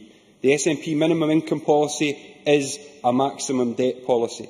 The SNP have cut bursaries for the poorest students by £890. The £17,000 household income threshold is so low that it means if you have two parents, both working full-time, on the minimum wage, you don't even qualify for the government's minimum income of £7,250. What does that say about this SNP government? And if you don't believe me, figures from the Students' Award Agency show that £570 million was issued in loans and grants for 2011-12. The amount given out in non-repayable grants is down 19% from the previous year. The SNP also promised to replace the expensive and discredited student loan system and said they planned to replace loans and grants. Well, that hasn't happened either, Presiding Officer. The final area I want to concentrate on... Yeah, I'll give away. Mike Russell. From the member. Is he proposing that there should be grants rather than loans? Is he proposing that there should be student fees or not? Because then we get a clear picture. At the moment we have a lot of condemnation, but no picture of what is being proposed. Neil Bibby. We're holding you to the promises that you made, Mr Russell, and if you were listening earlier, you would have heard the position that I set out. You may disagree, but we want to look at how we maintain quality in our education system, and we will do that. The final area I want to concentrate on this is the area of widening access, an area that the SNP is also completely failing on. It is not acceptable that only 14 people from the most deprived backgrounds got to study at St Andrews University last year. The government say they are going to legislate in the post-16 bill, but government officials confirmed to the Education Committee there is no additional money to provide places to those from deprived backgrounds alongside the bill. So how are people from deprived backgrounds going to get to university when that's the case? And how are they going to get there when schools are being underfunded and we see around 3,000 fewer teachers across Scotland? To a close and anytime, please. Those who want to go to college can't even go to college because the Cabinet Secretary has slashed 85,000 part-time courses and cut the college budget by £25 million. The SNP can talk about free education all they want. The reality is they are failing on education. Many thanks. Now call on Claire Adamson to be followed by Willie Coffey. 6 minutes, please. Thank you, Presiding Officer. I'd like to just revisit some of the discussion already about the place education holds in the psyche of the Scottish people. Scotland was the first country in the world to introduce universal education.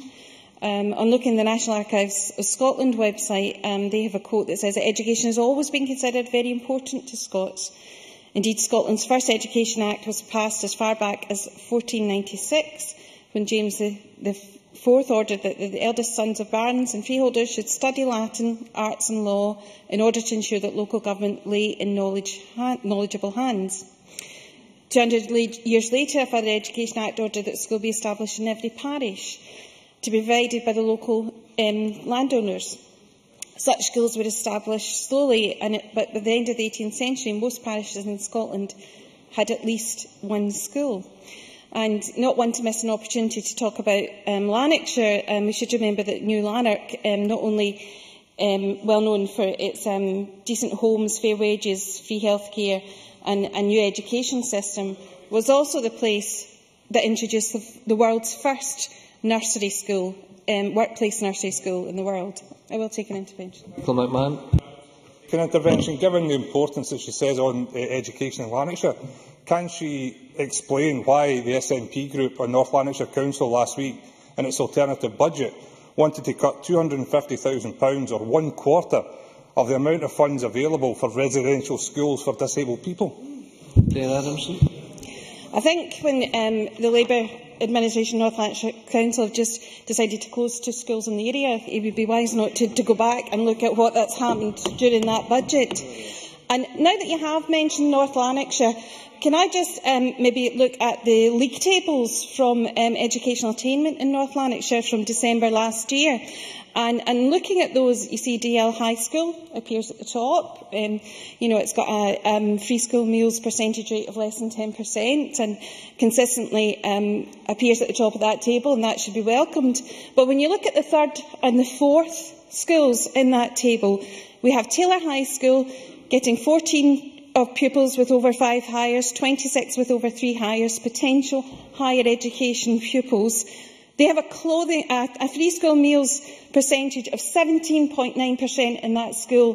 What you're saying to the pupils of Taylor High School is, you're too poor for free education, and it's a disgusting position. That's what you're saying. That's what you're saying. You're saying free education should not be available to pupils from schools from poor areas but with high achievement. That's what you're saying on the Labour benches. And education has always been very, very key to the Scottish psyche, and it is that level of education, of the literacy in our country that brought around the Scottish Renaissance. And of course, we've all been brought up on the stories of our great scientists, our great inventions, Maxwell, Adam, Hutton, the great thinkers that came from the Renaissance. And that has led to the great education system that we do still have in Scotland today. The highest concentration of universities in Europe, the newest being the University of the Highlands and Islands, granted full university status in 2011. There are 16 universities, 3 specialist institutions and more than 40 colleges welcoming over 40,000 international students every year from over 180 countries. We've always had institutes that have been pioneering in the fields of medicine, energy, research and scientific breakthroughs. And it's a great testament to Scotland that we continue to excel in these areas. Scotland's education institutes produce more citations per head of population than any other country in the world, and Scotland produces 1% of the world's published research, with only 0.1% of the world's population. And this leads me to universality. It's something that I have spoken about recently in this chamber, and it's something that I do return to. Because free education should be a universal benefit. And universal benefits are important because it reduces social and economic inequality. It enhances the status of the poor, not diminishes it. Selectivity means testing requires process and procedures and administration that just makes it simply not worthwhile and leads to stigmatisation and an inequality of service. We should be welcoming a move towards a more equal society. And can I quote from a blog, but not a different Robin, not Robin Parker this time, but Robert McAlpine, in response to Mr Anas Anwar's speech yesterday. He says, and this is where the biggest problem for Labour lies, it has not yet accepted the real legacy of years in power. The outcomes for Labour rule were much like the outcomes for Tory rule, increasing economic inequality, the wholesale privatisation and commercialisation of government, a blind eye to corporate corruption and tax avoidance, cheap populism that got us into wars and legitimate and anti-immigration movement. End quote. Is there no irony on the Labour benches that they are standing with the Tories on this debate, saying that free education should not be available for Scotland's population? And can I just finish with a quote from Anne Glover, Chief Scientist Advisor to the European Commission. Science isn't bothered about your sex, your accent, your social position. All science is interested in is, do you have an inquiring mind? An inquiring mind should not come with a price tag. Many thanks. Now I call on Willie Coffey to be followed by Murdo Fraser. Thanks very much, Presiding Officer. When I went to Strathclyde University in the 1970s, I graduated with honours in computer science in 1980. I left there not a penny in debt, other than the debt of gratitude to my parents for the financial sacrifice that they made by encouraging me to go to university. I managed to get a job right away and worked continuously for 27 years in software-related employment until 2007 when I came here. None of this, of course, would have happened if my family had tuition fees to pay or graduate endowments or had been saddled with student loans. I would never have made it to university at all. Being saddled with a mountain of debt before you even start off in life would have made me think twice. Presiding Officer, one of the best days I can recall in this Parliament, and there have been many good days with the SNP in this Parliament, was on the 28th of February 2008, when the Parliament abolished Labour's graduate endowment fee or backdoor tuition fee of over £2,000. At that point, the ability to learn and not the ability to pay was once again established as a basic principle of Scots education. Scottish Labour was determined to hang on to their endowment charge and opposed its abolition, hook, line and sinker, with the honourable exception of our Deputy Presiding Officer, who I believe has left the chair for the moment. That measure immediately benefited 50,000 students in Scotland who would not be burdened with this backdoor tuition fee, adding to their debts when they left university. Because of this move by the Scottish Government, student debt levels in Scotland are the lowest in the UK, averaging about £6,000 compared to £17,000 in England, which was mentioned by Stuart Maxwell, my colleague, earlier. And on top of that, from this year, students from the poorest backgrounds will benefit from a minimum income guarantee of over £7,000, the best in the UK. All of this was opposed by Labour, and Scotland's students are much better off as a result of what the SNP has done in government. The graduate endowment was a disaster. Of the £26 million added on to the existing student loans at the time this fee was abolished, only £57,000 had been paid back to the taxpayer. Students in Scotland rightly supported the SNP government's position on this, and they still do. When you think about it, the mid-1970s, when I went to university, was probably the last time that a Labour government was in office that kept its word about things like free education and tuition fees. As we all know, Tony Blair, who hijacked the Labour Party and Labour values by promising no tuition fees in 1997, and then introduced them a year later. David Blunkett followed up and promised no top-up fees again in 2001, but by 2004 the fees had shot up to £3,000. With Margaret Hodge, if you give me a wee minute, with Margaret Hodge lecturing students that there was no such thing as a free lunch. Mr Finlay? Could I ask him maybe to reflect on his own party's position, where they were going to dump the debt and also pay a student grant? Could he be fair-minded in his assessment of other governments' failings, but also his own? As usual, Presiding Officer, what we're getting from Labour today is a giant smokescreen to hide the fact that they all signed up to avoid paying tuition fees, and now they're in favour of it. And it's a complete smokescreen that they want to present today to the people of Scotland.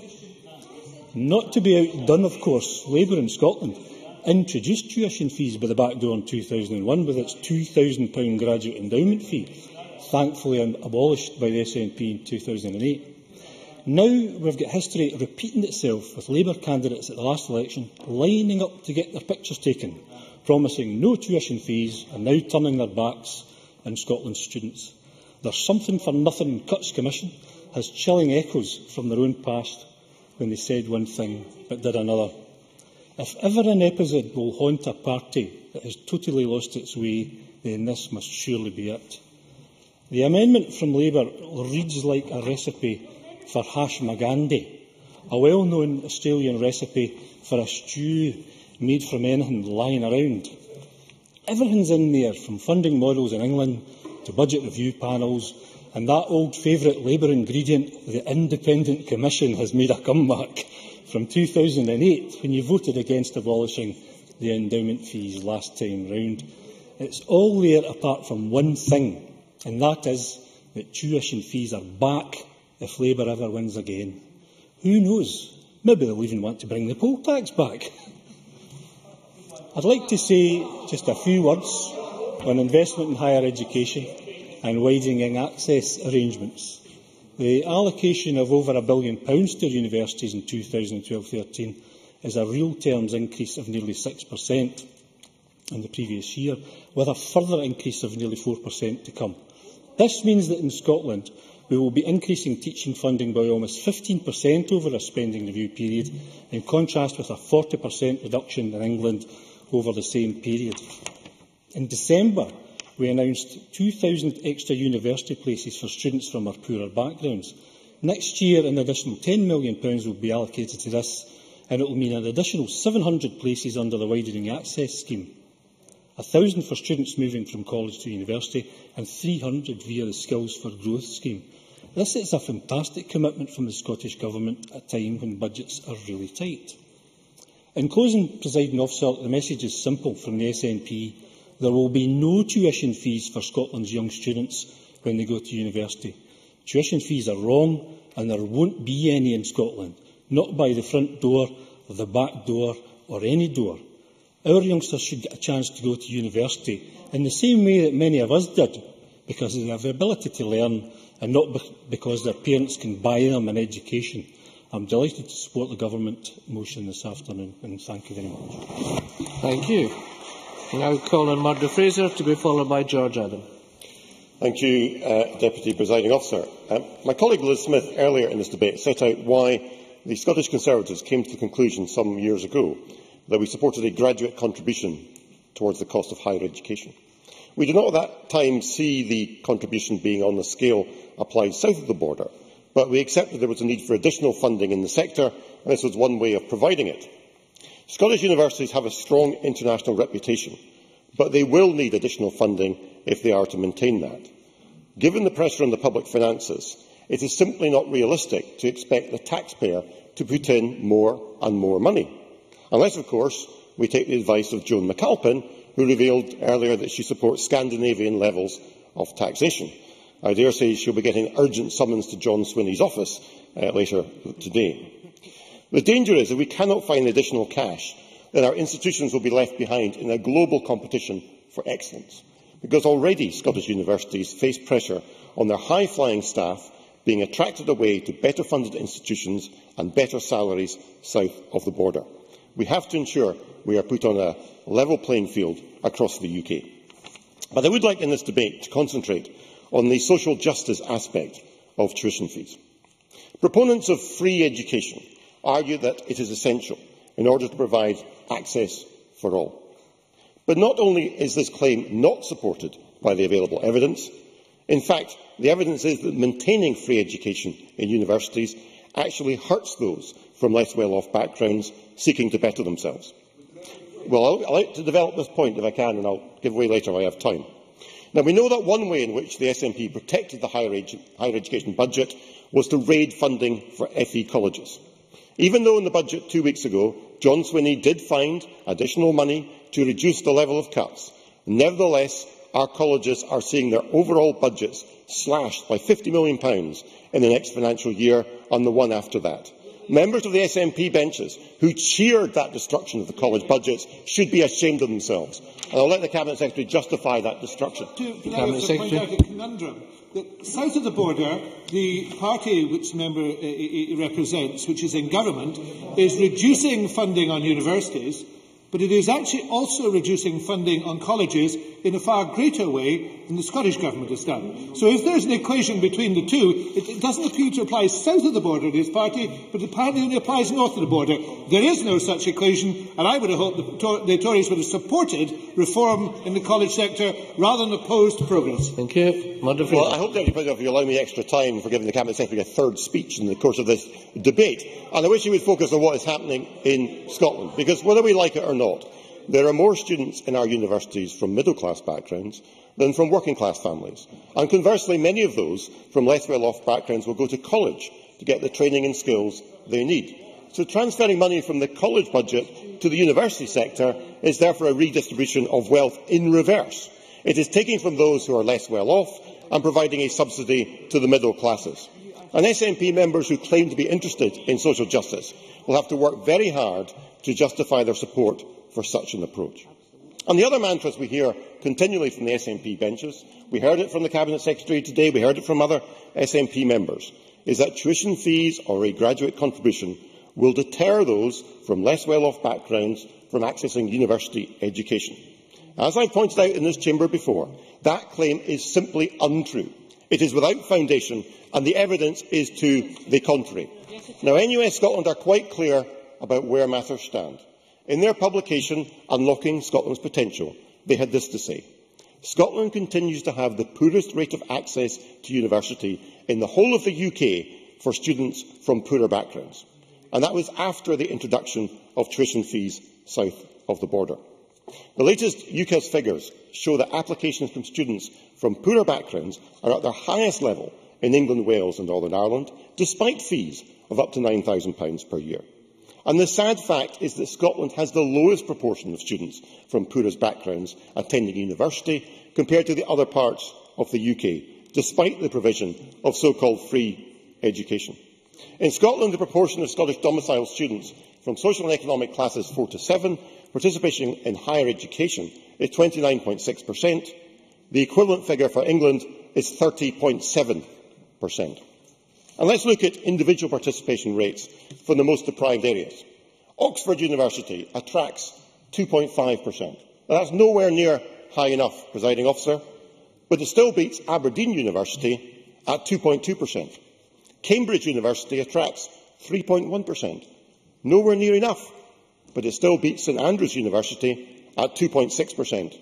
And the LSE attracts 3.7%, again nowhere near enough, but better than the University of Edinburgh at 3.4%.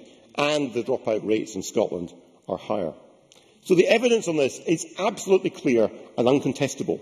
Tuition fees in England and Wales are not putting off people from poorer backgrounds. And the reason for that is quite simple, because the quid pro quo for the introduction of tuition fees and top-up fees was the implementation of generous bursary schemes for those from poorer families, denied to people in Scotland, so those from poorer families are not getting access to education under the Cabinet Secretary's watch. And that is what we should be doing in Scotland if we had a graduate contribution.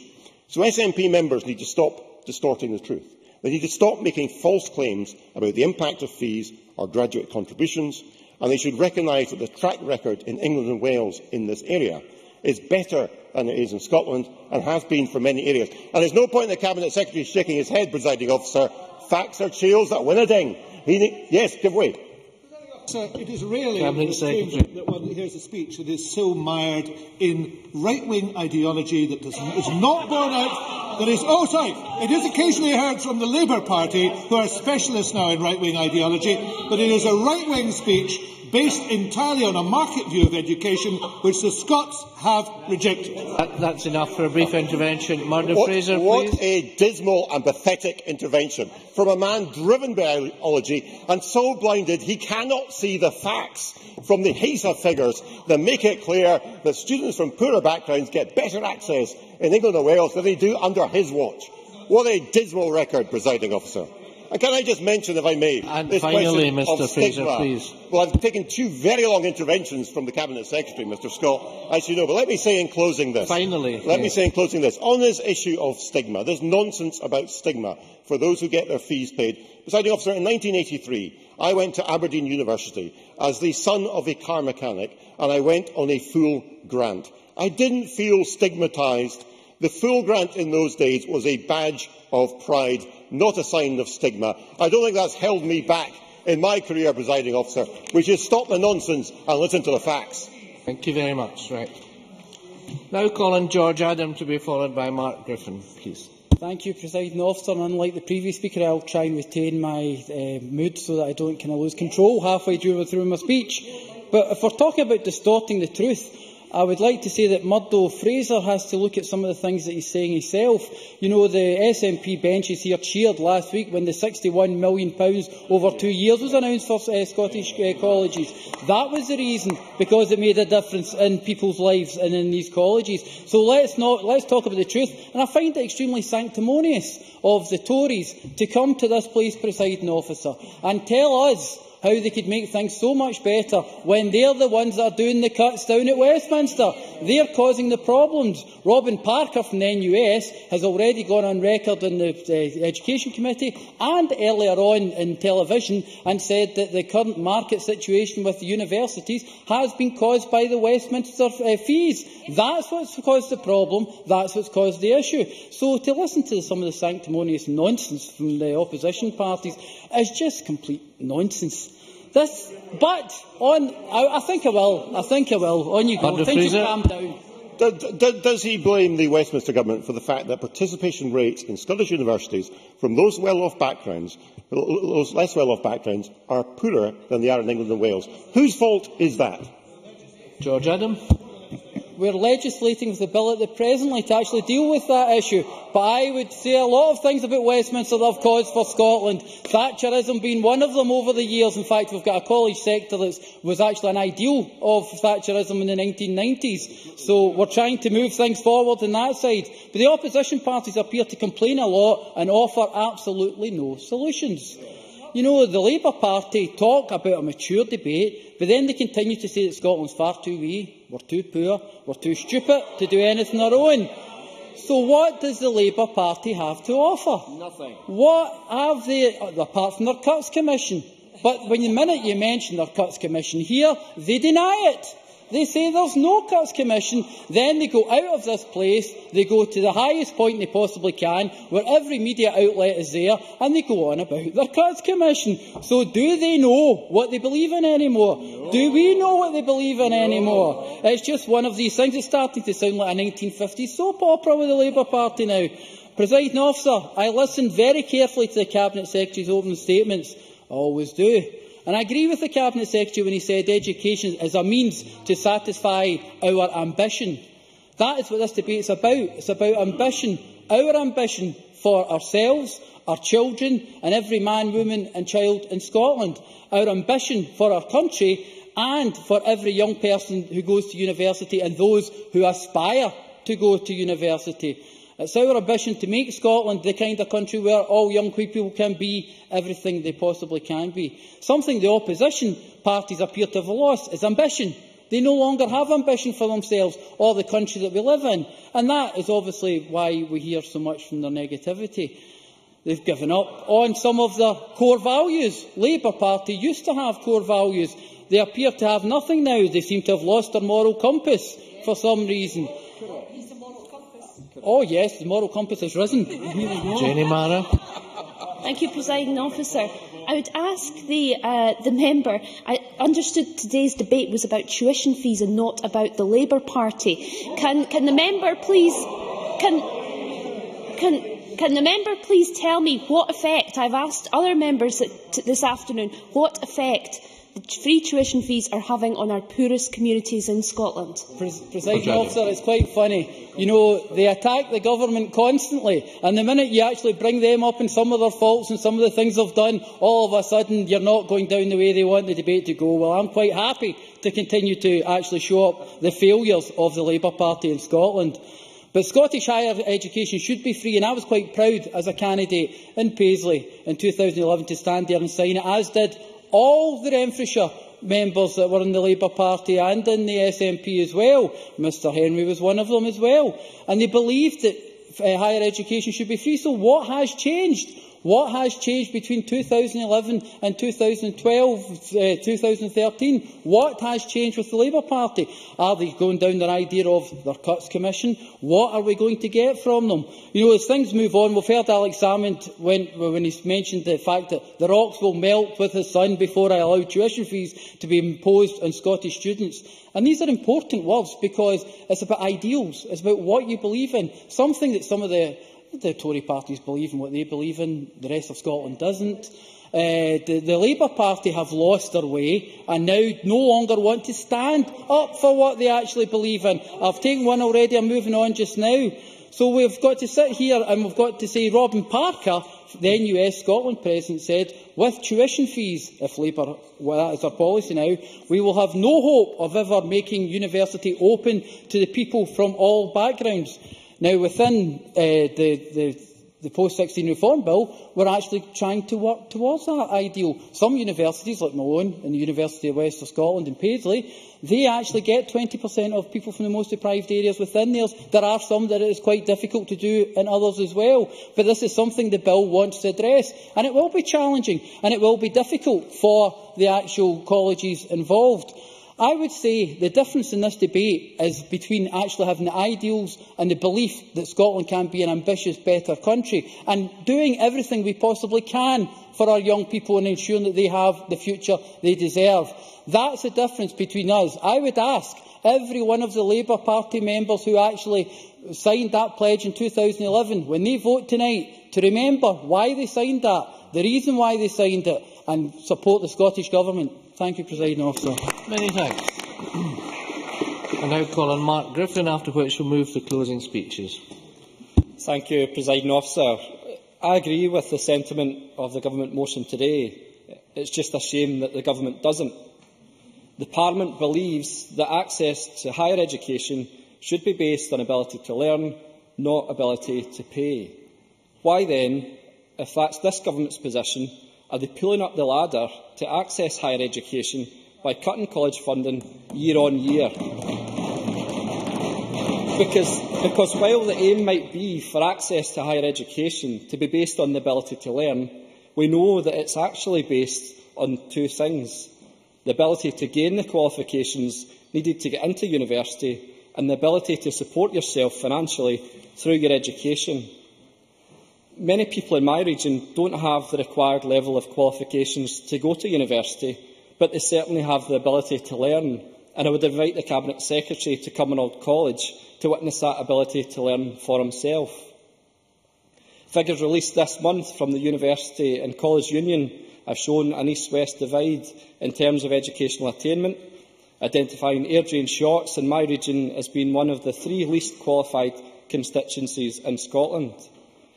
while we should aspire to a society where attainment levels at school are not predetermined by postcode, the simple fact remains that colleges are the only safety net for those who leave school with few or no qualifications and want to go on to higher education. By reducing that college safety net, what the Government is doing is restricting the opportunities for people living in central Scotland to gain the qualifications to go on to higher education. So tell me, how is access to higher education based on the ability to learn when young, bright people from disadvantaged backgrounds can't get into university? They've got more than enough ability to learn, but for whatever reason, whether that's a childhood affected by alcohol or drug abuse in the family, whether they're a carer for a parent or for a brother and sisters, or whether they've been affected by imprisonment, they haven't quite managed to fulfil their potential. Sometimes people simply lack the motivation at a young age to aim high and work hard and don't have the I'll just finish this point. They sometimes lack that motivation and don't have the middle-class, pushy parents with sharp elbows to drive them on and get them all the help and support that they need. What they face, in the first instance, is a barrier to qualifications, not a lack of educational ability. I'll take the member. I have the greatest sympathy for a lot of what the member says. Does the member think that by introducing an additional obstacle of a tuition fee up front or otherwise, we will help or hinder that group of people? Mark Griffin. I believe they're not being helped at the moment by no tuition fees because they don't have the qualification to reach that university and benefit from that policy, and at the same time college funding is being reduced and taking away that opportunity to get those qualifications. Now, for all the young people who didn't achieve their full potential at school, for whatever reason, their access to higher education is not based on their ability to learn, but is based on how well they coped with the circumstances they were born in. Opportunity based on birth and not ability, something I don't believe anyone in this chamber agrees with. As I said, I don't believe anyone in this chamber thinks that opportunity should be decided by birth, and so I'm genuinely confused by this government's cuts to the college sector and the SNP backbenchers who cheered them. Colleges provide the opportunity for our young people and adult learners, particularly at a time of higher employment and underemployment, to pick up the qualifications they didn't manage to get first time round at school. As soon as this government started reducing funding for the college sector, then they started to reduce the opportunities for people from our working class communities to access higher education. As I said earlier, I felt the ability to access higher education was based on two things: the ability to achieve the appropriate level of qualification and the ability to support yourself through education, and it's clear that this government are failing working class and disadvantaged communities on the first count. On the second count, the government's record of support for students from the poorest backgrounds is hardly one to be proud of. Previously, students could access a maximum bursary of £2,640 from families with an income of less than £19,130. Now students will only be entitled to a maximum bursary of £1,750 if their family income is less than £17,000. So a cut of £890 in the grant support to our poorest students and a tightening of the criteria with a reduction in the family income to qualify for the maximum bursary of over £2,000. How does that fit with the stated aim in the Government motion today that access to higher education be based on the ability to learn? How does that fit with the previous SNP rhetoric of dumping student debt? As someone who was a student under the SNP government, ever so briefly, I can confirm that my student debt certainly wasn't dumped. And for any students from low-income families who happen to have the misfortune of being a student under this government, their debt burden will be sky-high in comparison with previous generations. This government withdrew the graduate endowment fee. One of the reasons given for doing that was that it had burdened students with an additional debt and had acted as a disincentive to accessing higher education. Well, surely by this government's own logic, the additional debt caused by a move from bursaries to loans and restricting eligibility will then act as a disincentive to students from poorer backgrounds. Presiding Officer, I wish that access to higher education in Scotland was based on the ability to learn, but it is actually based on the ability to gain qualifications and a student's ability to support themselves financially through their studies. For students from working class and deprived backgrounds, the Government is failing on both.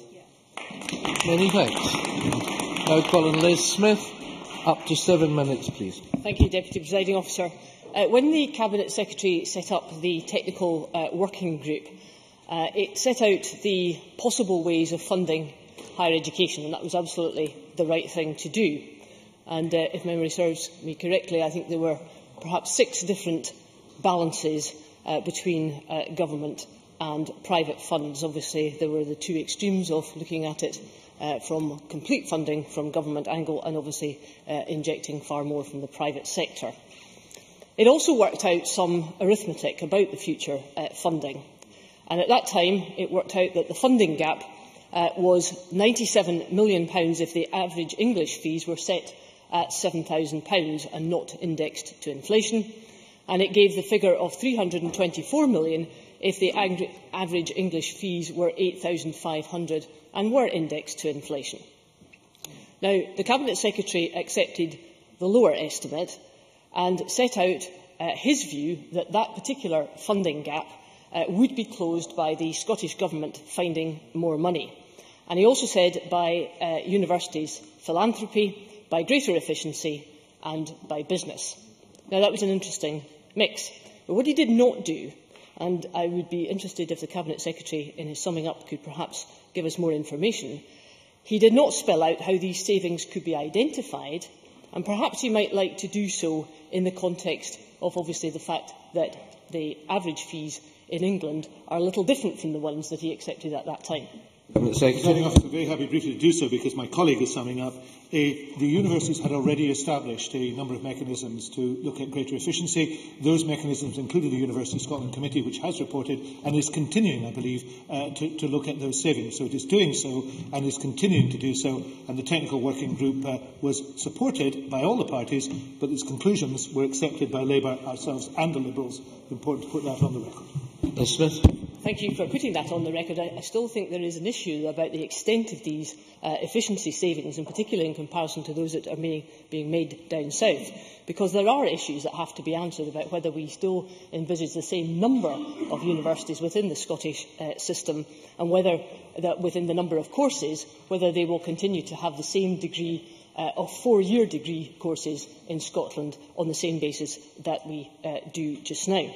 So I think the Scottish Government needs to come clean, if it is to be their choice of public funding of that, built up by some private additional funding from efficiency savings. We have to know what that balance would be. And I must apologise to Joan McAlpine for knocking the water over in this morning's committee all over her papers.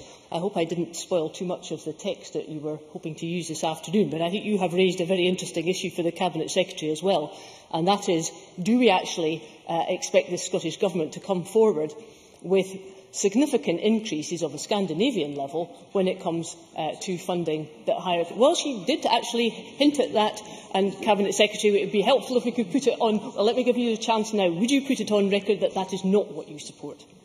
Secretary. I will always support the level of taxation as set by this Parliament. I'm sure all members would agree that that is the right thing to do. Liz Smith. Who controls the Parliament? So, who controls the Parliament? Indeed. Obviously, the trends. Well, John Swinney said on record just last week that he didn't envisage any increase in taxation. So there is a fundamental issue. If it is to be the SNP's choice for public funds to finance higher education, and I respect that, I don't agree with it, but I respect that choice. It's a perfectly rational argument. You need to be able to explain to this Parliament, to the Scottish public, and to people in universities how it will be paid for. That, I think, is a very fair assumption. Yeah, it's a powerful choice. If we need to... Mike Russell. If it is the member's contention that we need to explain these figures, then I think I do have to say it is important that the member tells us what the level of tuition fee would be in Scotland and who would pay it. If this is her solution, she needs to tell us now where that level lies. Liz Smith. Secretary, we did so in our manifesto. We said very clearly that the income contingent loan would be paid at a threshold of £21,000, and we said that the fees would be in the range of £3,500 to £4,000. That is absolutely in the paper that we produced. That's what we said then. Obviously, just as you have had to do, or the Scottish Government has had to do, we have to make an adjustment for that fee based on what has happened in England and based on inflationary pressure, just as University Scotland has had to do. So I stand by our record on that. We are very clear about why we think that money is required. We based that exactly on what University Scotland had said and on all the information that had been given to us from the eminent people who had written reports on the whole question of higher education. Now, my colleague Murdo Fraser has been exceptionally clear this afternoon, despite some of the challenges made elsewhere, that if you look at the statistical analysis of where that additional funding is coming from in terms of that bursary support, which I think everybody in this chamber stands by as being such an important asset to higher education, is that bursary support. Again, it is incumbent upon the Scottish Government to see how much extra bursary support can be provided by the system that they are producing. And it's been pointed out several times that the Office of Fair Access in England has a different approach. Is that something that the Scottish Government is intending to legislate on, or is that something that we have to debate on the future? So, Deputy Presiding Officer, just to sum up on this, can I come back to the fact that all of this debate must be seen in the context of what is in the very best interests of our universities, of Scotland at large, and of the economy? We have made different choices about how to fund that, and it is incumbent upon all parties in this chamber to set out their stall of exactly where that funding will come from. I believe that we have made that very clear, and I hope, in your summing up, that the Scottish Government will do that too. Many thanks. Now calling Hugh Henry. Up to 8 minutes, please, Mr Henry. Thank you, Presiding Officer. The issue is not so much about tuition fees. The issue is how do we pay not just for university education, but for all decent public services. And there are a number of options.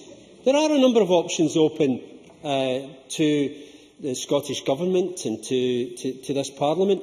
And each of us can form our own opinion.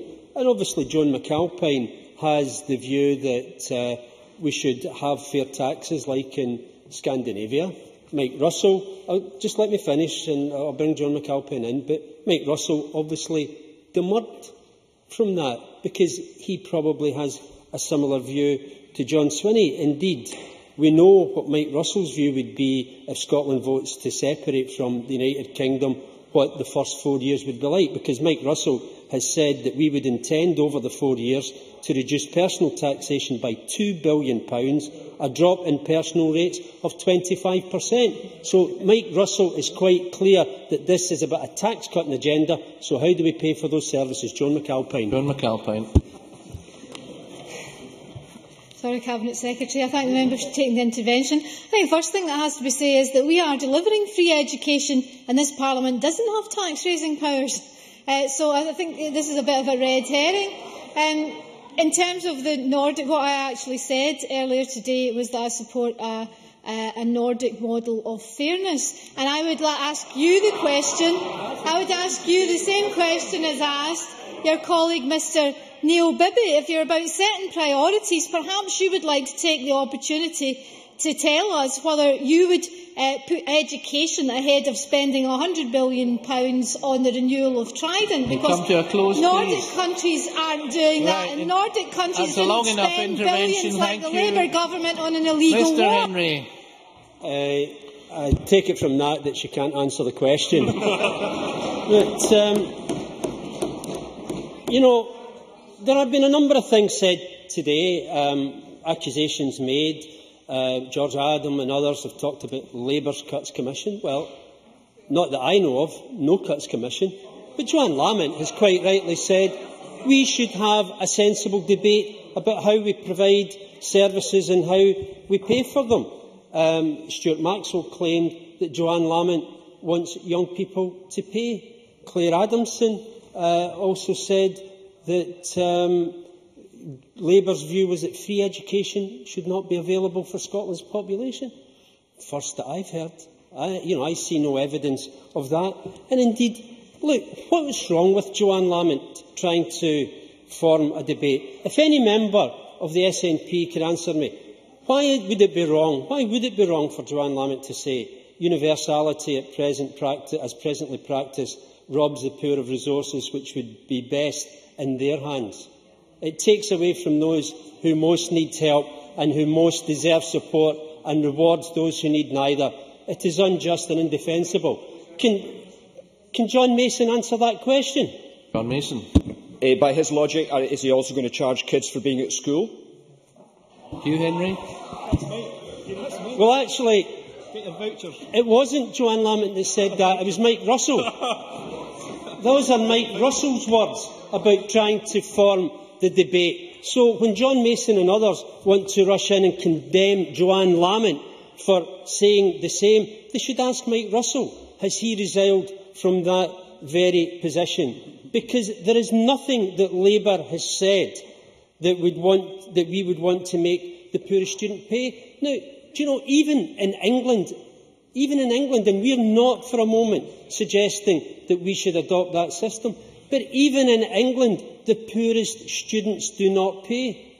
Nothing that we did when we were in power in Scotland saw the poorest students pay. Nothing that Joanne Lamont has said is about making, no thank you, nothing that Joanne Lamont has said is about making the poorest students pay. It's a complete figment of the SNP's imagination in order to coincide with what they want to spin and what they want to tweet.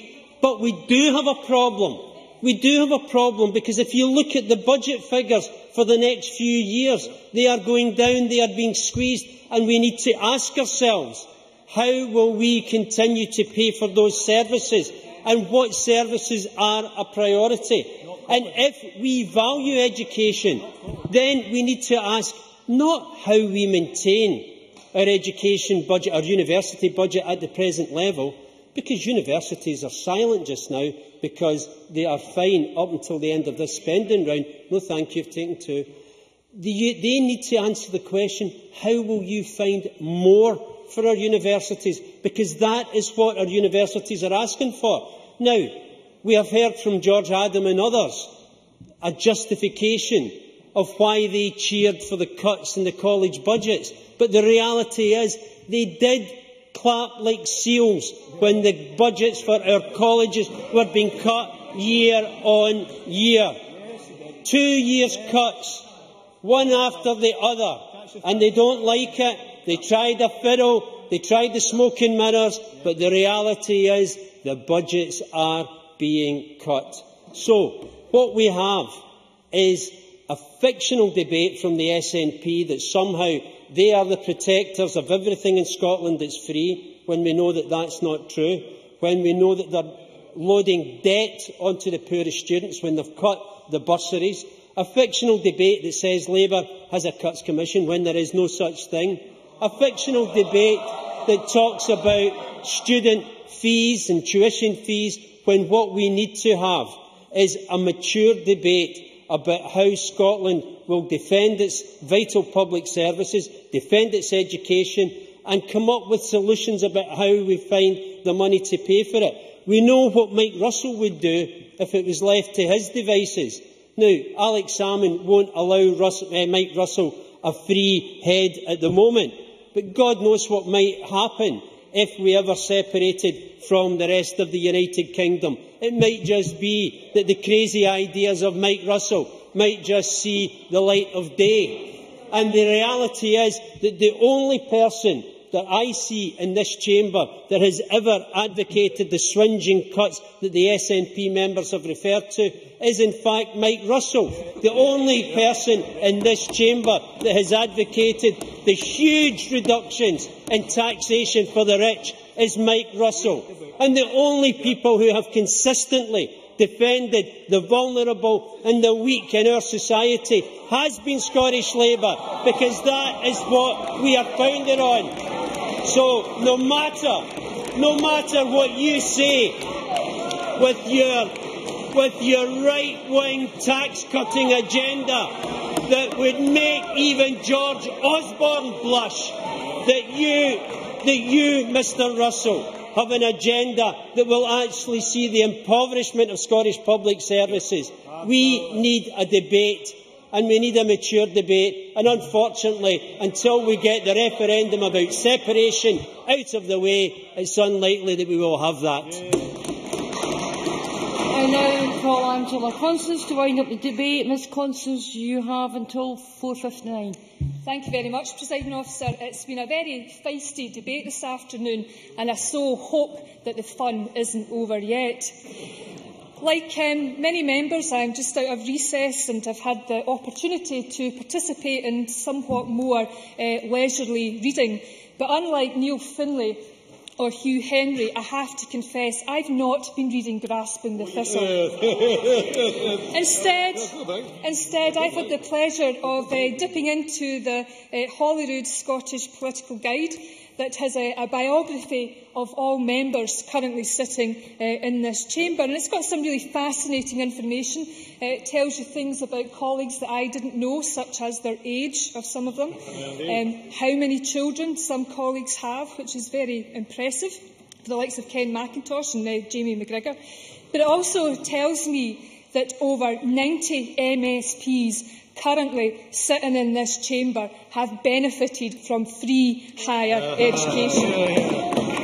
And the question, not just to those 90 MSPs and others, is will they vote to pull up the ladder of opportunity for the generations that will come behind us?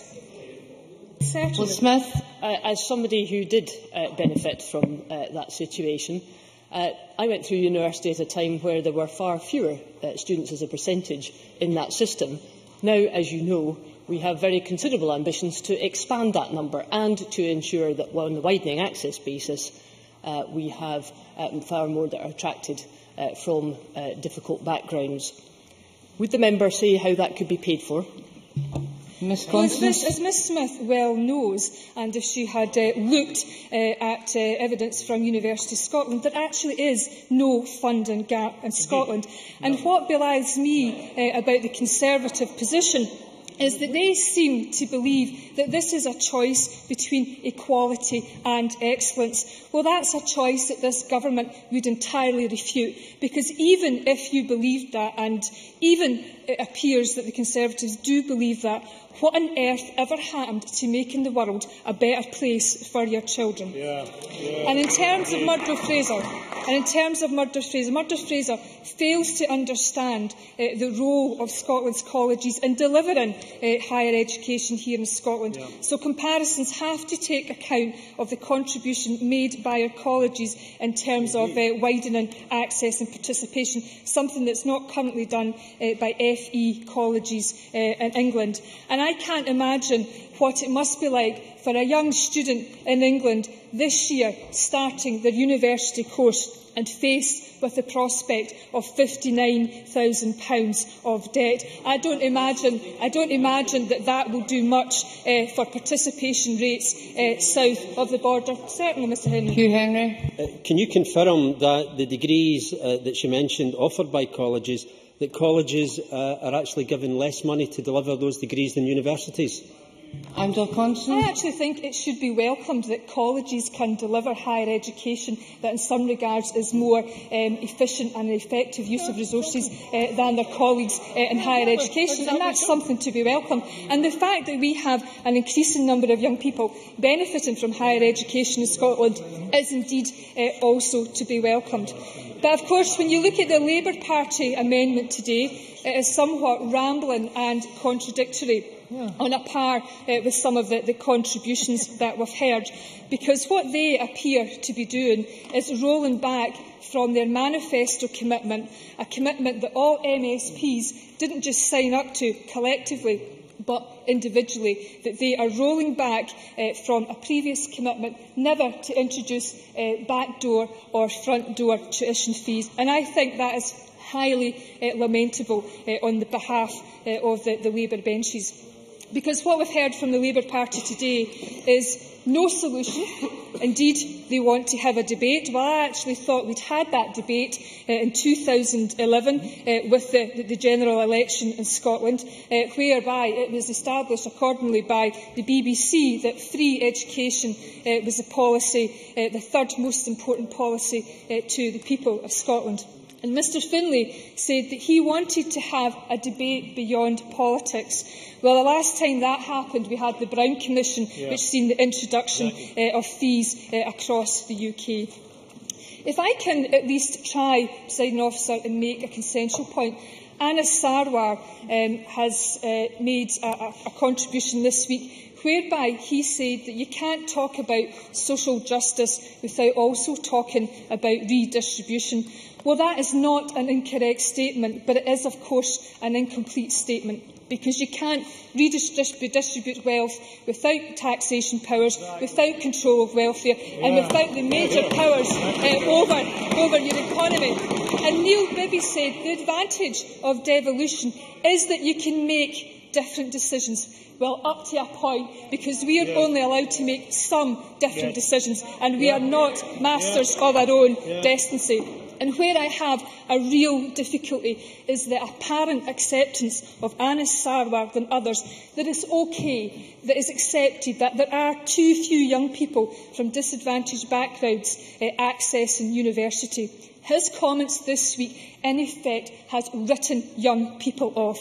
And my issue with that is that we have to look at who Mr Sarwar is really referring to, because 25 years ago, Mr Sarwar would have been talking about me. And widening access is entirely at the heart of this government's agenda, because we do not accept that it is right and proper that only 11% of university students come from the 20% of poorest areas. And we will see that level playing field. It is, of course, redistribution of opportunity. And the University of Glasgow, for me, published significant research showing that students with lower grades from poorer backgrounds do as well as more affluent students with better grades. So we need to make sure that all of Scotland's young people get access to that £1 billion investment that we make every year in our universities. And like Marco Biaggi, I agree there should be no wriggle room for any of our institutions, and that's why we're putting widening access onto a statutory footing. No thanks, because I'm summing up. The fundamental difference between the Scottish Government and our Labour and Tory colleagues is their underlying acceptance that poor kids go to college and more affluent kids go to university. What a poverty of aspiration, Presiding Officer, that exists in the Better Together ranks. Well, what happened to politics with convictions? What happened to politics with political will? And what happened about the politics of priority? We will make this world and this country a better place, because we will continue to challenge and we will continue to change. And the choices of our young people should be based on their talents, their aspirations and their interests, not on their financial means. Costs should not influence choice. And I do very much want to see that parity of esteem between vocational and academic education. Post-16 reform is about access into education and between college, vocational and academic sectors. And the Commission for Developing Scotland's Young Workforce is about building on our platforms of reform, whether it's curriculum for excellence, career guidance, post-16 reform, to ensure that this country will one day benefit from world-class vocational education and training. And the case has been made for universal services. Education is a public good and we should pay for it through general taxation. Education is the passport from poverty. And in conclusion, Presiding Officer, I started my contribution by saying that at least 90 MSPs in this chamber have benefited throughout their life from free higher education. But the task before us, all 128 for us, is a very simple vote. Are you for or against tuition fees? Are you for or against upfront or backdoor tuition fees? Are you for or against fairness in our education system? And are you for or against an education system based on the ability to learn and not the ability to pay? Hear, hear. That concludes the debate on tuition fees. The next item of business is consideration of motion number 5660 in the name of Fergus Ewing on the Enterprise and Regulatory Reform Bill UK legislation. I call on Fergus Ewing to move the motion. The question on this motion will be put at decision time. The next item of business is consideration of business motion 5664 in the name of Joe Fitzpatrick on behalf of the Parliamentary Bureau, setting out a revision to the business programme for Thursday, 21st of February. I'd ask any member who wishes to speak against the motion to press the request to speak button now. And I call on Joe Fitzpatrick to move motion number 5664. Formally moved. No member has asked to speak against the motion, therefore I now put the question to the Chamber. The question is that motion number 5664 in the name of Joe Fitzpatrick be agreed to. Are we all agreed? The motion is therefore agreed to. There are 4 questions to be put as a result of today's business. The first question is that amendment number 5652.2 in the name of Hugh Henry, which seeks to amend motion number 5652 in the name of Michael Russell on tuition fees, be agreed to. Are we all agreed? No. The Parliament is not agreed. We move to a vote. Members should cast their votes now.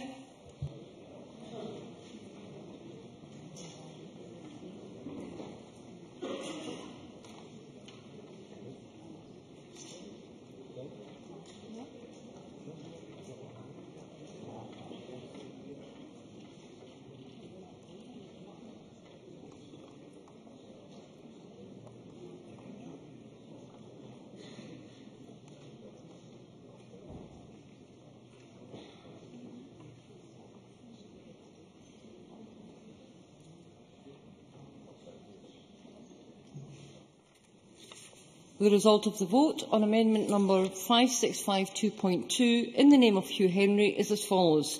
Yes, 35. No, 80. There were no abstentions. The amendment is therefore not agreed to.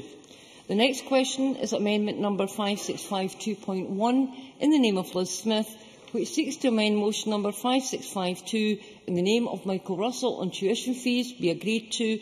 Are we all agreed? No. The Parliament is not agreed. Therefore, we will move to a vote. Members should cast their votes now.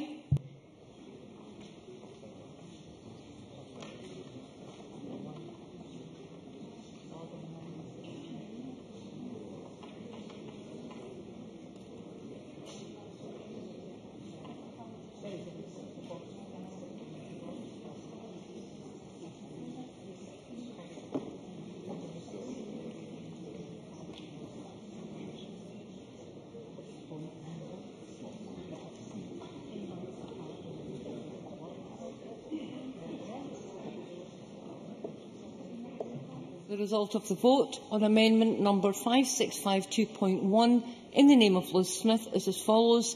Yes, 13. No, 102.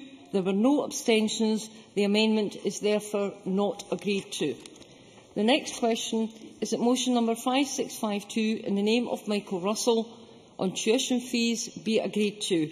Are we all agreed? Yes. The Parliament is not agreed. Therefore, we will move to a vote. Members should cast their votes now.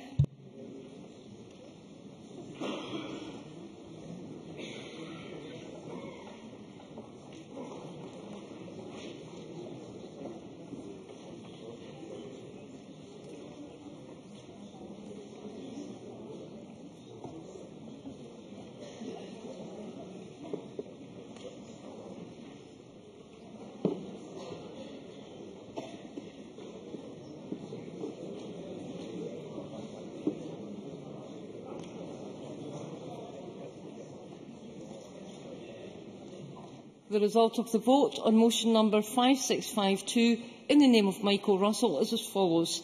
Yes, 67. No, 13. There were 35 abstentions. Order! Order! Order!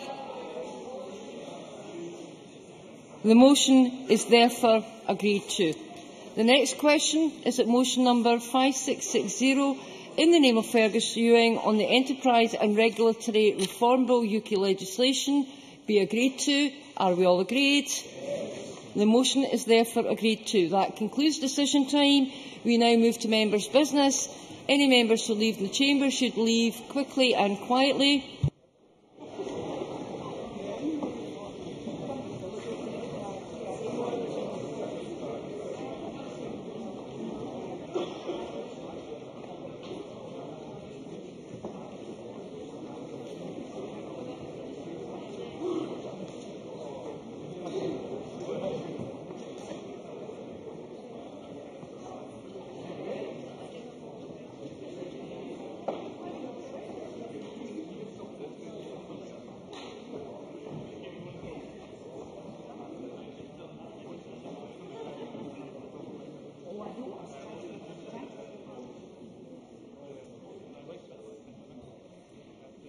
Item of business today is the members' business debate on motion number 4877 in the name of Jimmy Day on Lothian Sound Talking Newspaper celebrates 25th anniversary. This debate will be concluded without any questions being put, and I would be grateful if those members who wish to speak in the debate could please press the request to speak buttons as soon as possible. I call on Jim Eadie to open the debate. 7 minutes, please, Mr Eadie. Thank you, Presiding Officer. I would like to begin by saying how delighted I am to have secured this debate and to thank members from across the chamber who have supported the motion congratulating Lothian Sound on their 25th anniversary. This is a fantastic achievement, a significant milestone that we will celebrate later on this evening at a reception to be hosted in the Parliament. 25 years ago, almost to the day, a group of like-minded people came together to hold the inaugural meeting of what is now a much-valued service to hundreds of blind and partially sighted people across Lothian and beyond. I know from my own mum, Helen Eadie, who was registered blind in her later years through age-related macular degeneration, just how much she appreciated her talking newspaper, and I know that this service, pioneered by Lothian Sound, is cherished by people across Scotland. Of course, none of this would be possible without the volunteers who give of their time for the benefit of others, and I would like to take this opportunity to pay tribute to all of the volunteers and to thank them for the work they carry out. I am pleased that so many have joined us in the public gallery to listen to this debate. I would also like to pay tribute to one special lady, Susan Wallace, who is with us in the gallery and who deserves particular recognition. Susan was a founder member of Lothian Sound 25 years ago and is still an active volunteer today. Lothian Sound has achieved much in that time. Since 1988, the charity has produced over 1,200 editions and distributed them to hundreds of listeners. This service is delivered free of charge and distributed through the Royal Mail's Articles for the Blind arrangement, which I know brings much enjoyment to many people in my constituency and across Lothian. Lothian Sound has worked hard to ensure this service reaches as many people as possible. Back in 1988, they sent tapes to 40 visually impaired people. Now their listenership is in excess of 500 and is composed of those living in Lothian and those further afield who still keep an interest in what happens in Edinburgh and Lothian. I understand one of the original listeners, Jennifer Meiklejohn, is with us today and that she still receives her recording with great anticipation. Recordings are mostly taken from the Edinburgh Evening News and are aimed at helping blind and partially sighted people keep up to date with what goes on in their city and around Lothian. As an MSP for an Edinburgh constituency, I am happy to report that it isn't just the Edinburgh Evening News that listeners enjoy. Lothian Sound also record a popular Scottish quiz, and they are also keen to make sure that blind and partially sighted people do not miss out on the rich variety of cultural experiences which Edinburgh provides throughout the year as well as during the festivals.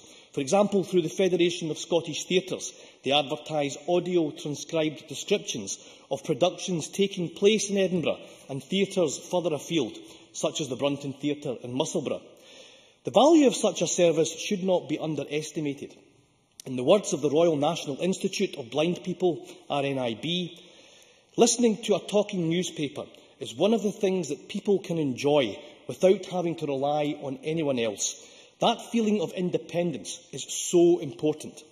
Indeed, this service plays an important part in fostering that feeling of independence, allowing people the chance to feel connected to the place they live, and does much to lessen the feeling of isolation which people can feel, and to allow them to connect to the world around them.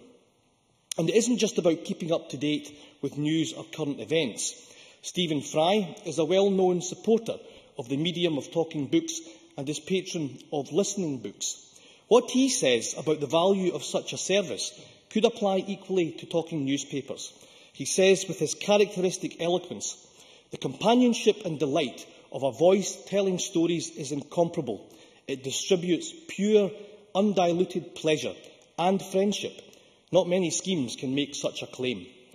Or as one listener to Lothian Sound puts it simply, "The readers are just like friends to me, visiting my home every week." There are 5 different reading teams made up of 7 people, all volunteers, who work together to achieve the professional standard that Lothian Sound's listeners enjoy. Reading takes great skill, especially as the readers don't see the articles until they are about to read them. Of course, there can be moments when readers are caught off guard, but their professionalism always shines through. Lothian Sound have always moved with the times, and in 2008 they made the change from analogue to digital recording. I understand this has increased the quality of their recordings, as well as allowing the use of compact discs. However, as ever, the charity is alive to the needs of its listeners and still offers cassette tape recordings to those that prefer them. During April 2012, Lothian Sound made the move to a property in Newington owned by the Royal Blind School, where they have use of a quiet and tranquil environment for each week's recording. As a charity, Lothian Sound is funded by donations and through fundraising. Directing the organisation is a committee of trustees, headed up by a very able chair in Janelle Scotland. The role of a trustee is important, and I would like to take this opportunity to thank them too for the work they undertake on behalf of Lothian Sound. My parliamentary colleagues from other parts of the country will be aware that there are other talking newspapers across Scotland. In fact, colleagues have been keen to let me know about organisations in their own constituencies, and it is right that our national parliament gives recognition to this vital lifeline service. The Association of Talking Newspapers offers help and guidance to all 65 talking newspapers across Scotland. They provide training opportunities and host an annual conference where volunteers pick up tips from colleagues and learn about recent developments in recording. I think we can all be proud that our own Dennis Robertson, MSP, will be one of the guest speakers at this year's conference in October. Presiding Officer, on this, the 25th anniversary of Lothian Sound, it is entirely appropriate that we should recognise the invaluable contribution which this remarkable organisation and others like it has made to enriching the lives of thousands of blind and partially sighted people across Lothian and throughout Scotland. The right to acquire knowledge and to participate in the world around us is something that we all have a right to enjoy. This is a right that Lothian Sound have made and continue to make a reality for many people, and we thank them for it tonight. Thank you. I call Malcolm Chisholm to be followed by Fiona MacLeod. Presiding Officer, I'd like to join with Jim Eadie in congratulating the valuable and remarkable ongoing work of Lothian Sound, a newspaper, as Jim Eadie has told us, for the blind and partially sighted, established in 1988. At present, the paper, run by a group of over 60 dedicated volunteers, is distributed at no cost to the listener to 550 people throughout the region. Even the postage is free thanks to the Post Office Articles for the Blind arrangement, although there are, of course, running costs that require funding from generous donors. Tapes giving news, updates and features are distributed on 50 weeks of the year, helping listeners to keep on top of current affairs. As politicians, we in this chamber like to keep in the loop. We value the ability to remain connected with what's going on in the world around us, and therefore I do not think any of us would underestimate the good that such a resource can do in keeping blind and partially sighted people in touch with the issues of their locality and further afield. Most of the population who have full sight, I'm sure, would be quick to complain were their newspapers, magazines, periodicals and other sources of information so important for ordinary day-to-day living suddenly withdrawn. There cannot be any just reason why those who are partially sighted or blind should have to make do without reading material available to others. in an era of digital communication and enhanced connectivity. What is so wonderful about the resource supplied by Lothian Sound is that they deliver direct to the individual. Many people live in properties that do not, as of yet, have access to the internet. And while some listening papers and blind resources have rolled out online at a UK level, for example, the National Talking Newspapers and Magazines charity, services are still required that bring the news on tape direct to the front door. The benefit that this brings to individuals who may otherwise be cut off from this vital link is immeasurable, and after 25 years of building and strengthening their exceptional service, Lothian Sound do indeed have much to celebrate. They also regularly run social events which bring together listeners, volunteers and professionals from the blind community who give informative talks. This is all part of the process of keeping blind and visually impaired citizens informed and linked in with others who have direct experience of mutual concerns and issues. Above all, the inclusive process is enjoyable, sociable and contributes to a greater sense of belonging and well-being. Keeping in the loop not only benefits the intellect, but the added social element of what Lothian Sound does also increases mental well-being for those 550 listeners. Direct contact between the senders of the tapes and the listeners strengthens the relationship between the groups and reminds both of why the work is so valuable. If anyone wonders about the psychological benefits speaking newspapers bring and the positive impact on individual well-being that results from regular listening, you only have to glance at the feedback given to the Royal National Institute of Blind People to understand how valuable these services are. When asked what they have gained through being included in mailing lists, the following responses were given. I love talking newspapers, somebody says. Now I can no longer read. They are my lifeline. Your service brings it into my living room, a local newsagent, another said. It's so accessible and totally portable. You sit on the bus and plug in your headphones and you're reading your magazines like anybody else, somebody else said. And finally, final quote, a lot of those magazines I took in print form I had to gradually give up. To have them back again is great. It reopens a world I thought was closing. This goes straight to the heart of why we are celebrating Lothian Sound today. For 25 years it has been a lifeline to hundreds of residents in the region, driven by the work of dedicated and inspirational volunteers. Its success over the years is reflected in its accolades. Lothian Sound has won the Scottish Tape Competition newspaper section in 1994, 1996, 2000, 2002 and 2006. Surely something that we all applaud, and the charity and its volunteers should feel rightly proud of their accomplishments.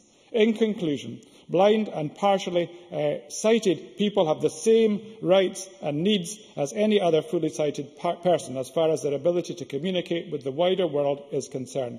We now know that 550 individuals do have that ability, thanks to the work of this wonderful group, and I am delighted to congratulate the group and Jim Eadie for bringing forward this motion.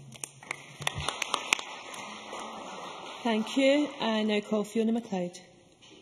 Thank you, Presiding Officer. Can I begin by thanking Jim for bringing this incredibly important issue before Parliament today, but also for his eloquent and informative speech, which I'm sure everybody not only enjoyed, but got so much added information from.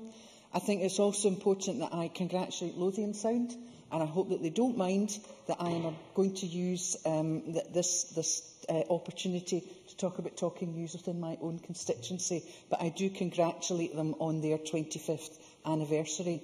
And of course the Chamber won't be surprised that as a librarian, this ability to bring access to information and recreational reading to those who are having difficulty reading print is incredibly important to me. I first knew about this in a personal rather than a professional capacity when I was an MSP way back in 2000, when Strathkelvin Talking newspapers in my constituency, who cover Kirkintilloch and Bishopbriggs, invited me along to read. And as Jim says, it's a very professional thing to be able to read for the Talking News. I wasn't invited back, so I don't think I was that professional. What I was, though, I was invited back in 2011 to celebrate Strathkelvin Talking News' 30th anniversary. I'm not doing one up, promise. It's just we've had our 30th anniversary. I thought I was going along to present certificates for long service and to thank the volunteers for what they were doing. I did get to do that, But then I had to spend the next 2 hours serving tea at the coffee morning to make up the money to put for the funds to continue. But of course I didn't mind doing that. We have a fantastic team at Strathkelvin Talking News. Our new chair, Sandra Ketteringham, is doing a fantastic job taking over for Alistair Aitchison, our past chair. Over 100 recipients now receive the Kirkintilloch and Bishopbriggs Heralds since we went digital in 2011. So it's a well-valued and well-received service to my local community. But I have more than just Strathkelvin and Talking News, although that's the group that I know best. In Bearsden and Mogai, we have Beam, Bearsden and Mogai, where since 1990 they have been recording the Bearsden and Mogai Herald to be received by over 40 recipients in that area of my constituency.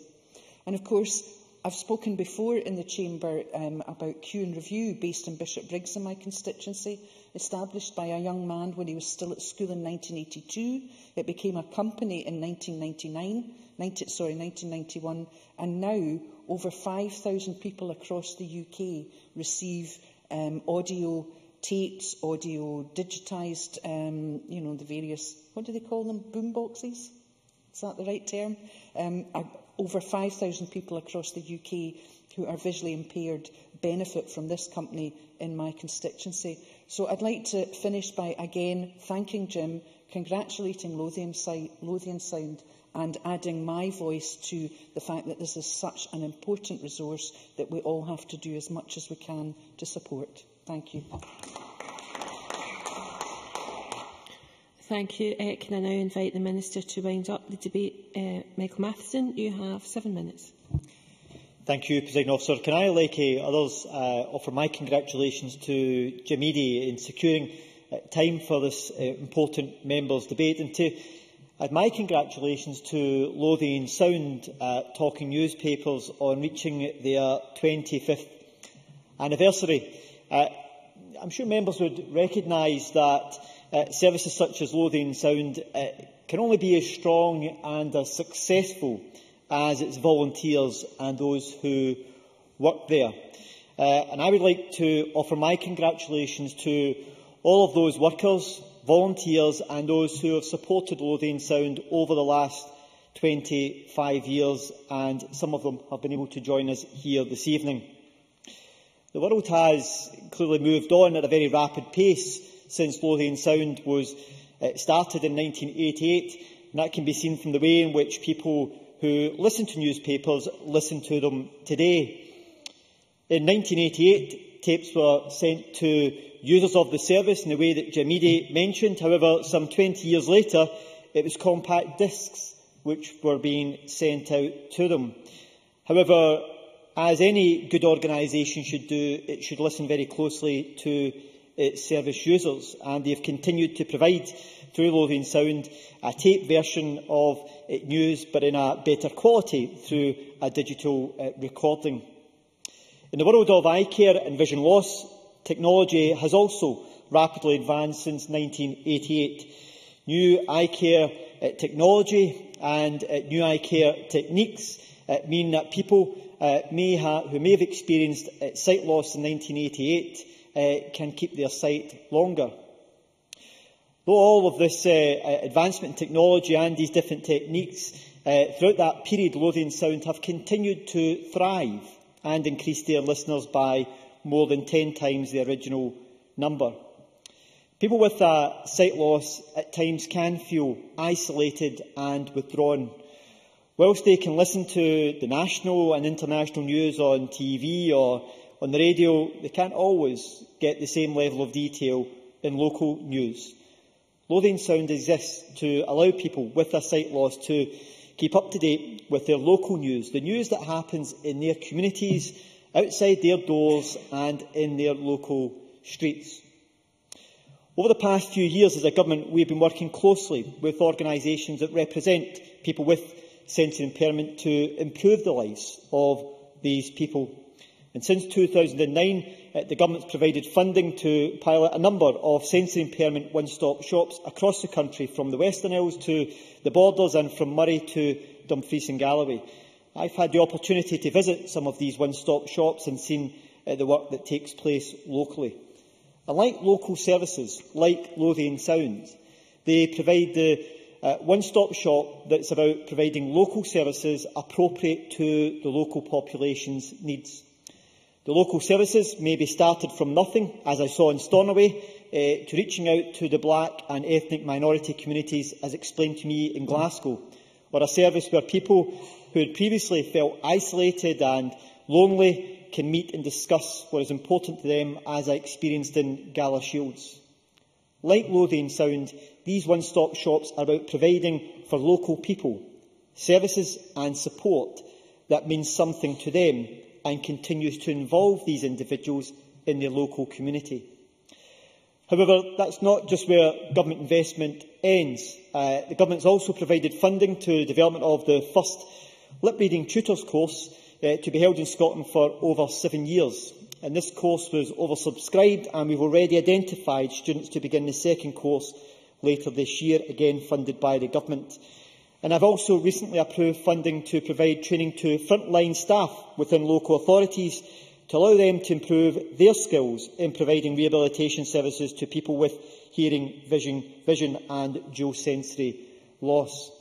And along with this, I've also provided funding to third sector partners to work with and deliver training to staff in care homes to allow staff to better identify and address hidden sensory loss, such as a loss of visual function.